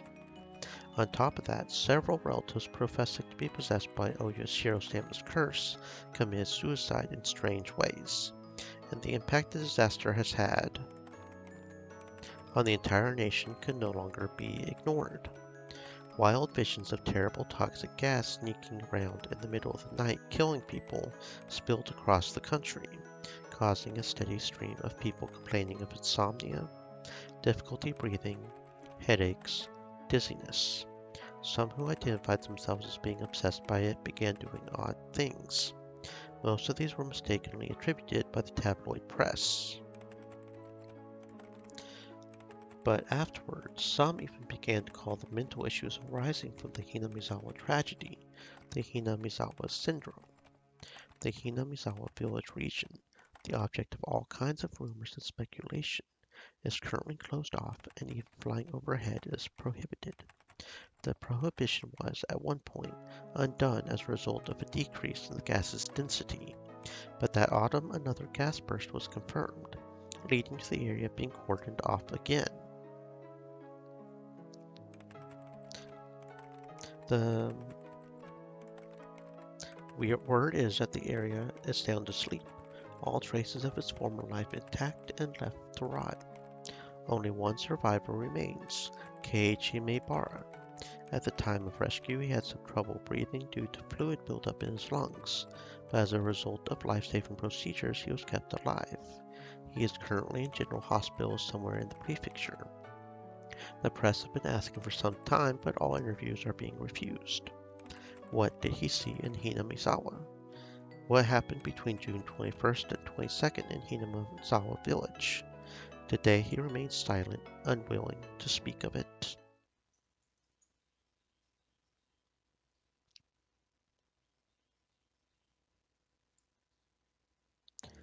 Possibly committed suicide in the village on 6/19. Strangled to death in mountains in Gifu. Body was found burnt to a crisp. Went missing during an investigation. Went missing during an investigation. Possibly committed suicide. Possibly murdered on the shrine. Reina, yeah, died in the Great Hinamizawa disaster.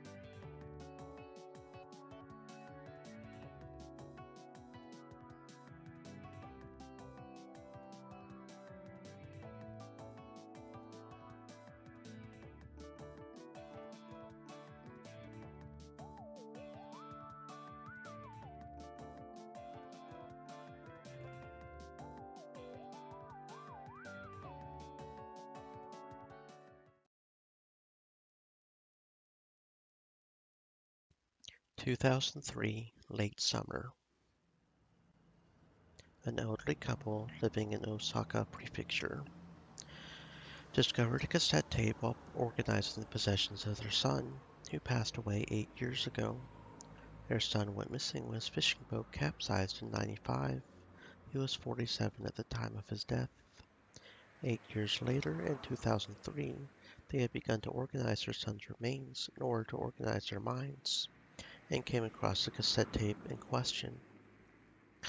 From 1975 to 1989, the deceased had experienced working as a journalist for a periodical, photography periodical, and this tape is thought to have been created during that time. The label on the tape reads 11/28/1983, Keiichi Maebara. It is thought the tape was recorded during an interview with Keiichi Maebara, the only survivor of the Great Hinamizawa disaster that occurred in June of 1983. As the only person who lived through the disaster on the night of June 21st, shrouded in mystery, many interested parties attempted to question him, but he never once spoke physically to anyone in a public place. Therefore, the tape caused quite a stir, possibly being of extremely high value.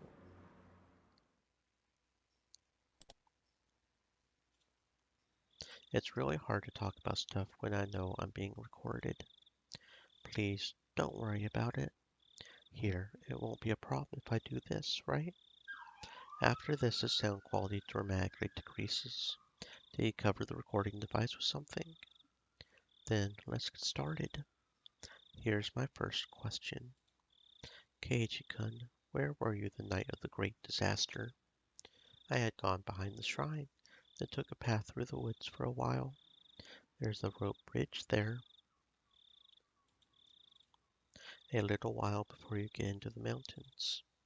I fell from there and lost consciousness. Did this happen during the night of the disaster? between the 21st and the 22nd? No, it was the morning of the 21st on Tuesday, which means I woke up in the afternoon of the next day. I think I was out for a day and a half.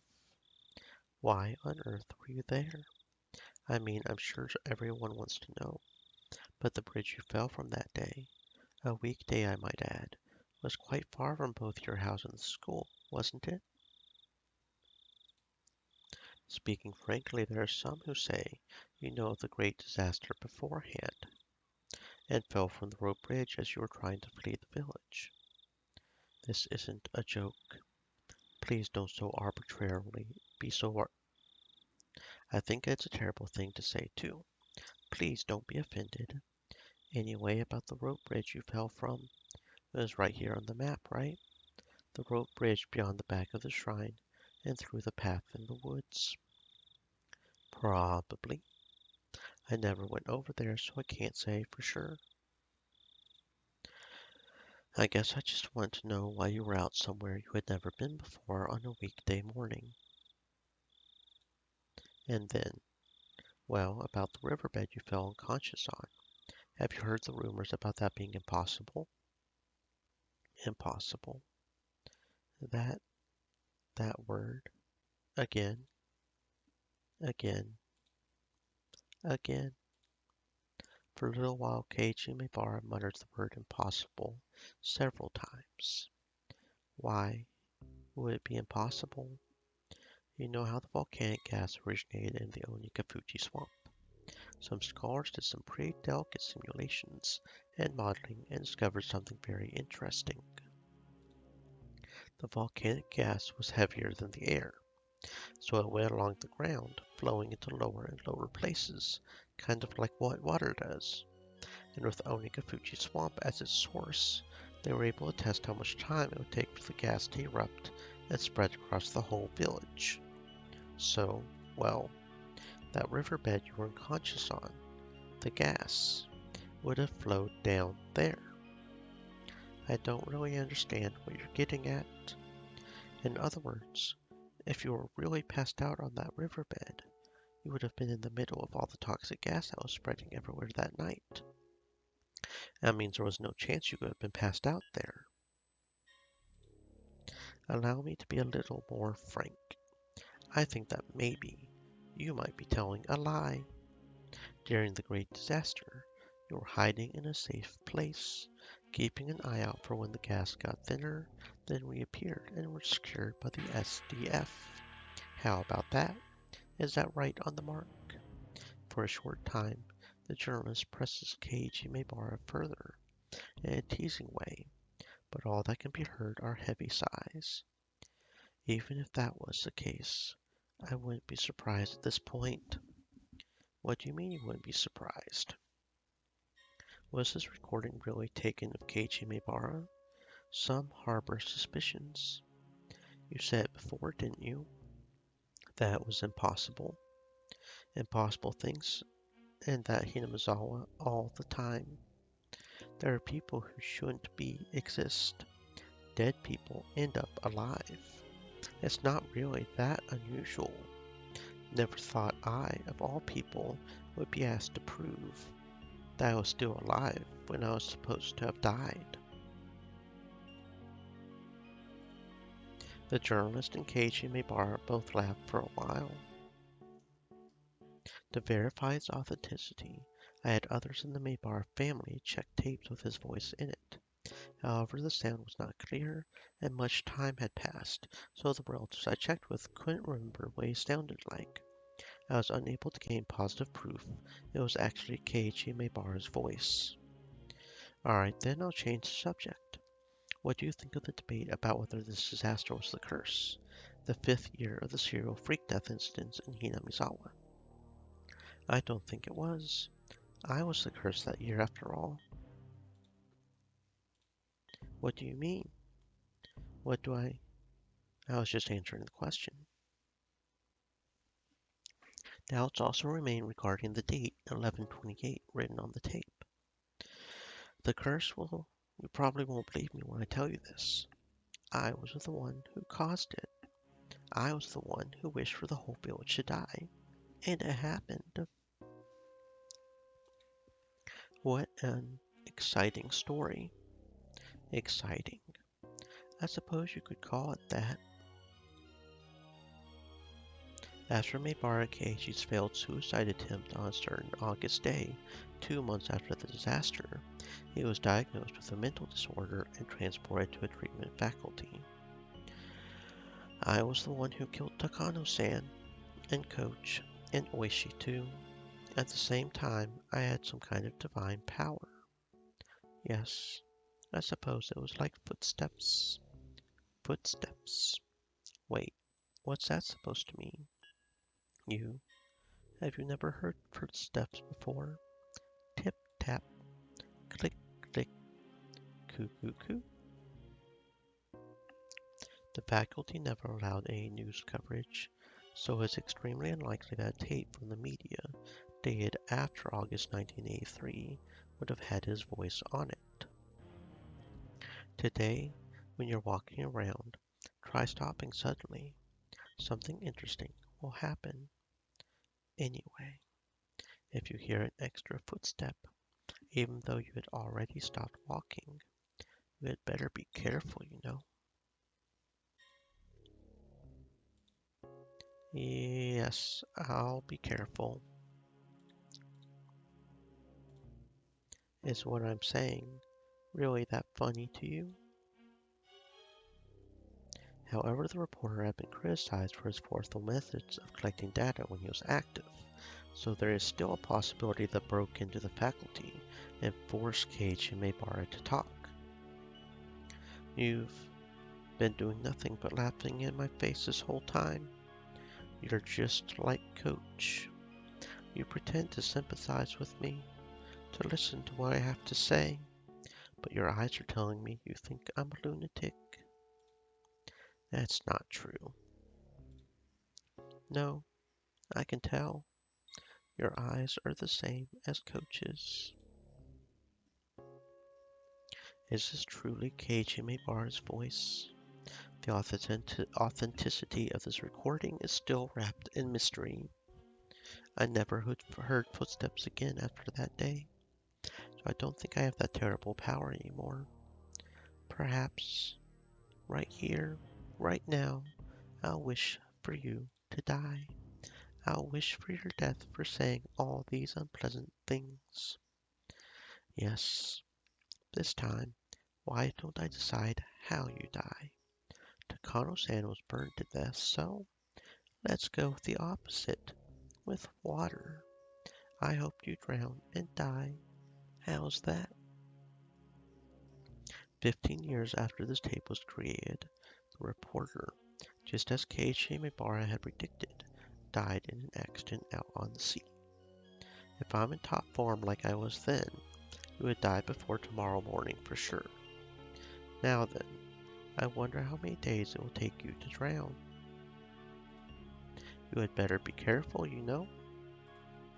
Don't go getting yourself killed by some stupid curse put on you, okay?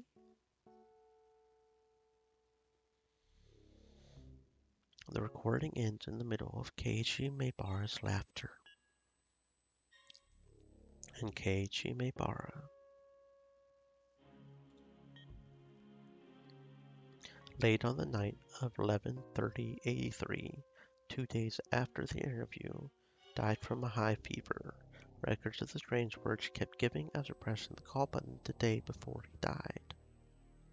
An extra set of footsteps.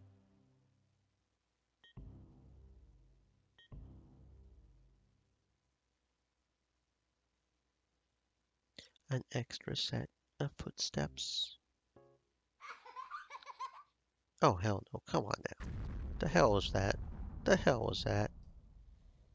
Random ass kid laughing creepy as fuck. Okay.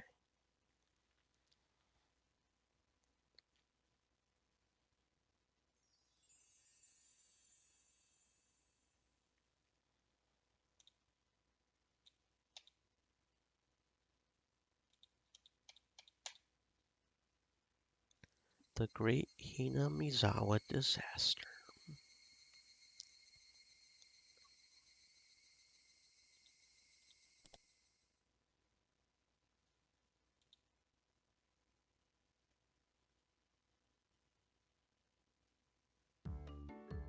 Thank you very much for enjoying Higurashi When They Cry, Chapter 3, Tatarigoroshi. How did you like it? It had a different sort of atmosphere than the previous chapters. I'd be happy if you enjoyed it. A bad end, again, the type which we are so fond of, huh? Personally, I wanted to get a scene of the gas coming in, the villagers spasming and foaming at the mouth one by one before dying. Do you all think so too? Of course I do not think so. Again. It happened again. A huge bad end. Coo coo coo.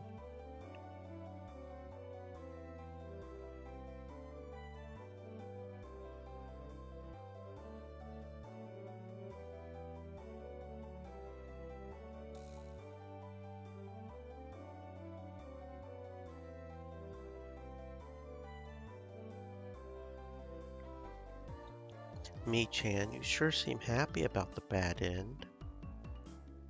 Well, it's more like all we can honestly do at this point is laugh. The terrible endings have been escalating through each chapter, and it finally reached a culmination, I suppose. Everyone died together as friends. As friends, Nippa. I guess you could say that. I die every time though, and I'm a little tired of it. It would be nice to have an ending where I didn't die once in a while. Tomitake-san, you're kind of like a news reporter. When you die, it's like, oh, we are in the second half now. Kind of. Okay, now here are all the new character portraits that debuted this chapter. Everyone give a big round of applause. First is Coach Irie Kiyusuke-san. I'm honored to have your introduction. Hello there. I was a minor character, but having a full portrait like this makes me really feel important.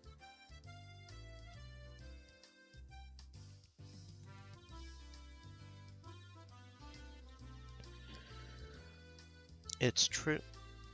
You had too many appearances and too much dialogue to be a minor character this time. I don't know if I'll appear in the next scenario, so please root for me. Thank you very much. Next up we have Chie-sensei, who has been around since chapter 1 but never had a portrait until now. Hello there everyone. They've had me appear in school scenes ever since the first chapter, but for whatever reason I didn't have my own portrait. I wonder why. Yes, I wonder. Someone give Chie-sensei a seat, please. Okay, now everybody is here. Rena, you can do the honors again. Okay, everyone. Please pick up the cup nearest to you on your table. There are plenty of different drinks. These after parties have really gotten lively. How many do we have here now? Including us, I think there are about 10 people. Now we finally have the same number of minors and adults. We can all drink without being ashamed. Speaking of beer, how is that something so delicious when cold turns so bad when warm? One of the 7 wonders of the world, I say. I wonder why. Okay, I'll pour some beer. 1, 2, 3, 4, 5, 6. There were 6 adults here. Meep. I would like the foamy barley tea as well. Rika-chan, you can't drink. Anyway, Rena-san, let's get this moving. Well, okay. Can I have everyone's attention, please? All right, everyone. Excellent work on the Tatarigoroshi chapter. Cheers. Cheers.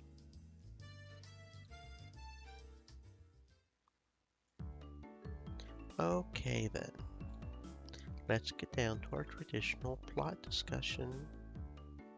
Still though, this chapter just confused us yet again. Well, if anyone has an opinion, please raise your hand.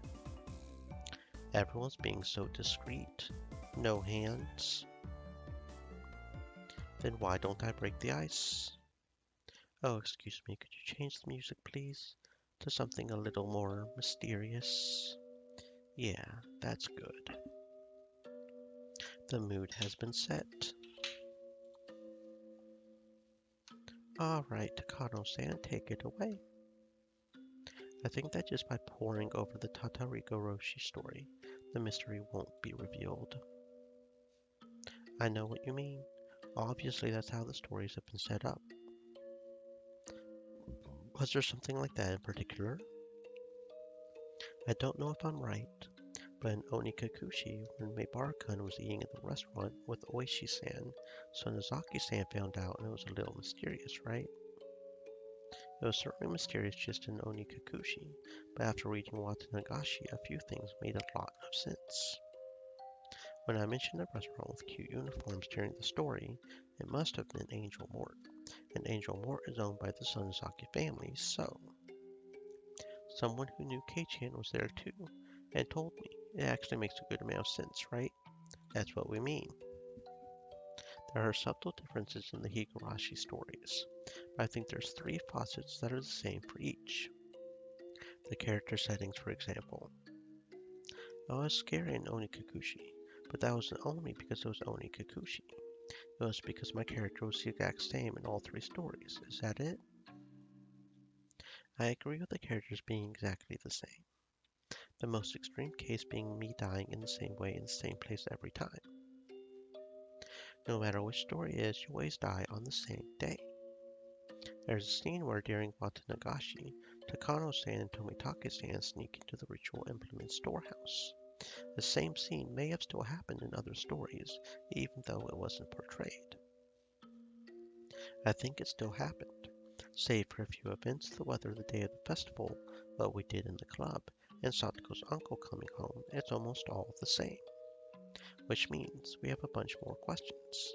If the stories are told in exactly the same environment each time, why do they end up being so different? If we think in general, sound, novel type of way, sometimes the story branches depending on choices, right? So like, if in Watanagashi you had given the doll to my sister, an unavoidable bad end from a choice so early on. That's pretty scary. Well, in Tatarigoroshi, maybe whether he decided to kill the uncle or not.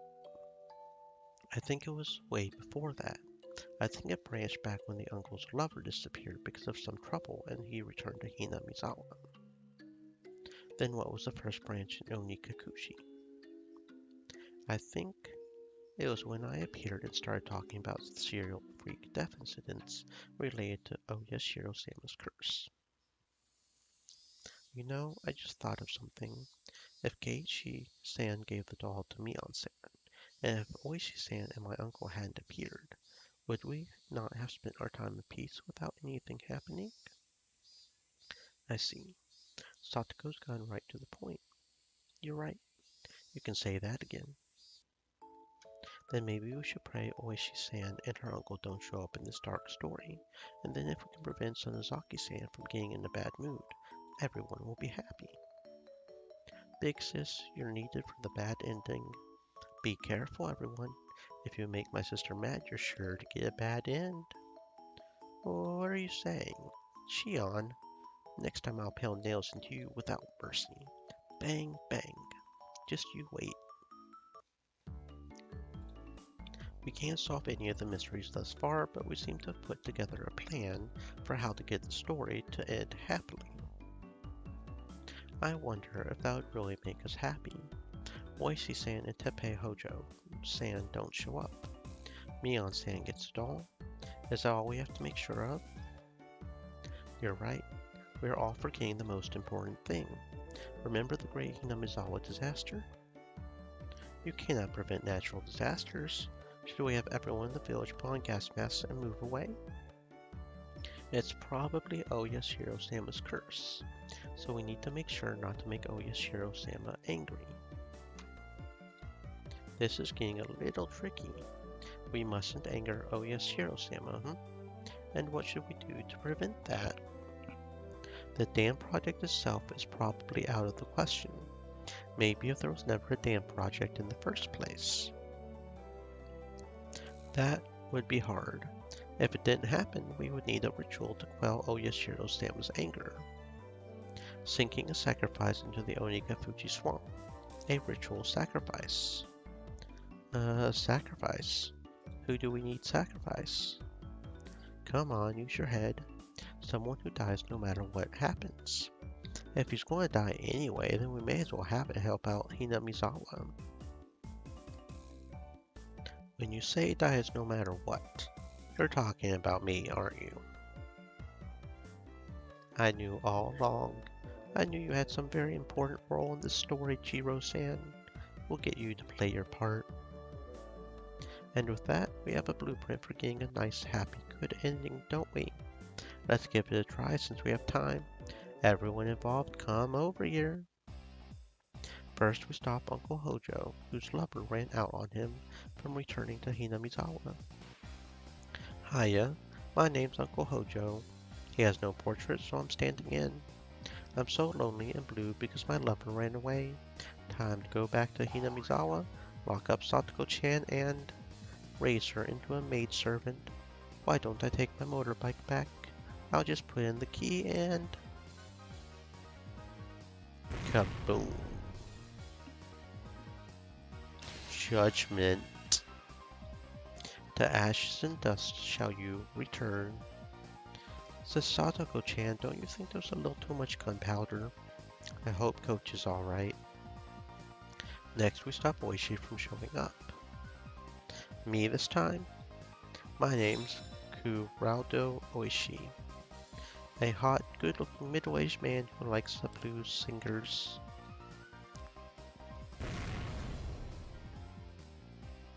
Meep, judgment for you. And least we forget a follow-up service for my sister. Come here, big sis. There's a cute little doll for you. How nice. I'm not really understanding this. And finally, we must quell Oyashiro-sama's anger.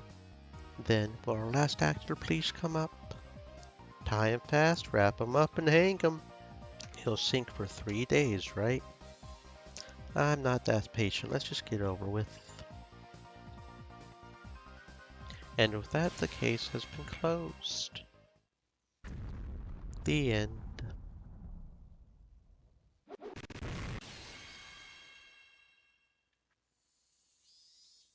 Oh no, all of a sudden this arm of mine is glowing with an awesome power. This pile of corpses is a pretty big deal.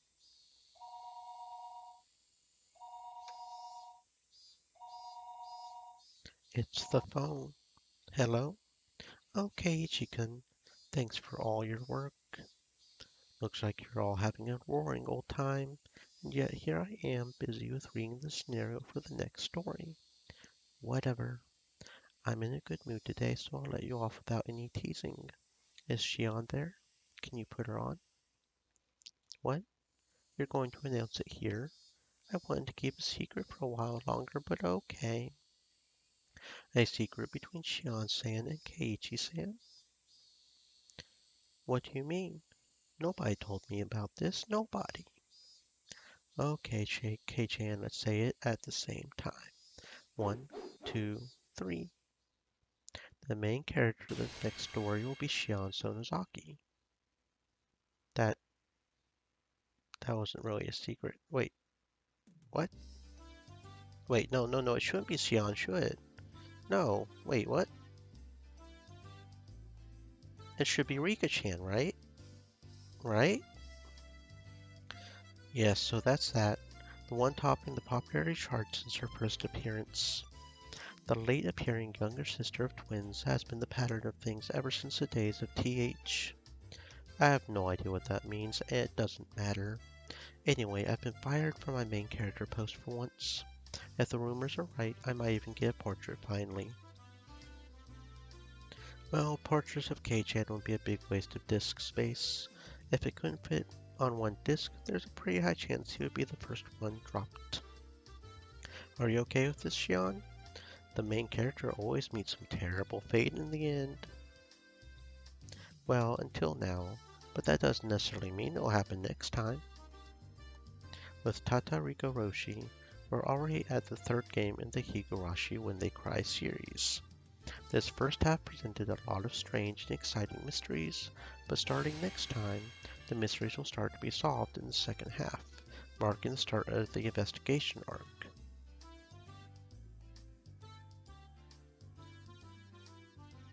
That means there'll be a thrilling story where I become a detective and solve all these crazy, unfair mysteries. We had all better think up good signature phrases like, "You, sir, are the criminal." It won't happen. Never. You'll get too close to the three family secrets, be imprisoned, and then get tortured. You are a shoo-in to me a violent, unnatural death. Sis, I could say the same to you. Are you mentally prepared for me to see through all your mysteries and secrets, then have you apologize to me and commit suicide? No chance of Oyashiro-sama's curse for me, is there? Anyway, the new story to begin the second half, temporarily called Miyakashi or Eye-Opening, is currently undergoing diligent development. We should be able to unveil it to you all in the near future, so I hope you'll look forward to it. Onikakushi, Watanagashi, and Tatarigoroshi. What truths will you all come up with after reading these three stories? Or will you just come up with more questions instead of theories? Rena has no clue either. For all of you warriors who never yielded to these three mysteries and kept on fighting, we present you with one final scenario as thanks for your enthusiasm, one which we never originally planned on giving to you. Please enjoy it.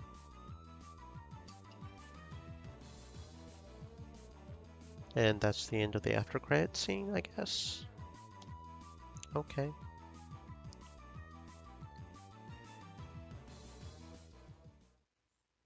Yep, that's the Tatarigoroshi party. So I'm going to go get something to drink, and then we will start on chapter 4. That sounds like a plan. That sounds like a plan. Chapter 4 has the portrait of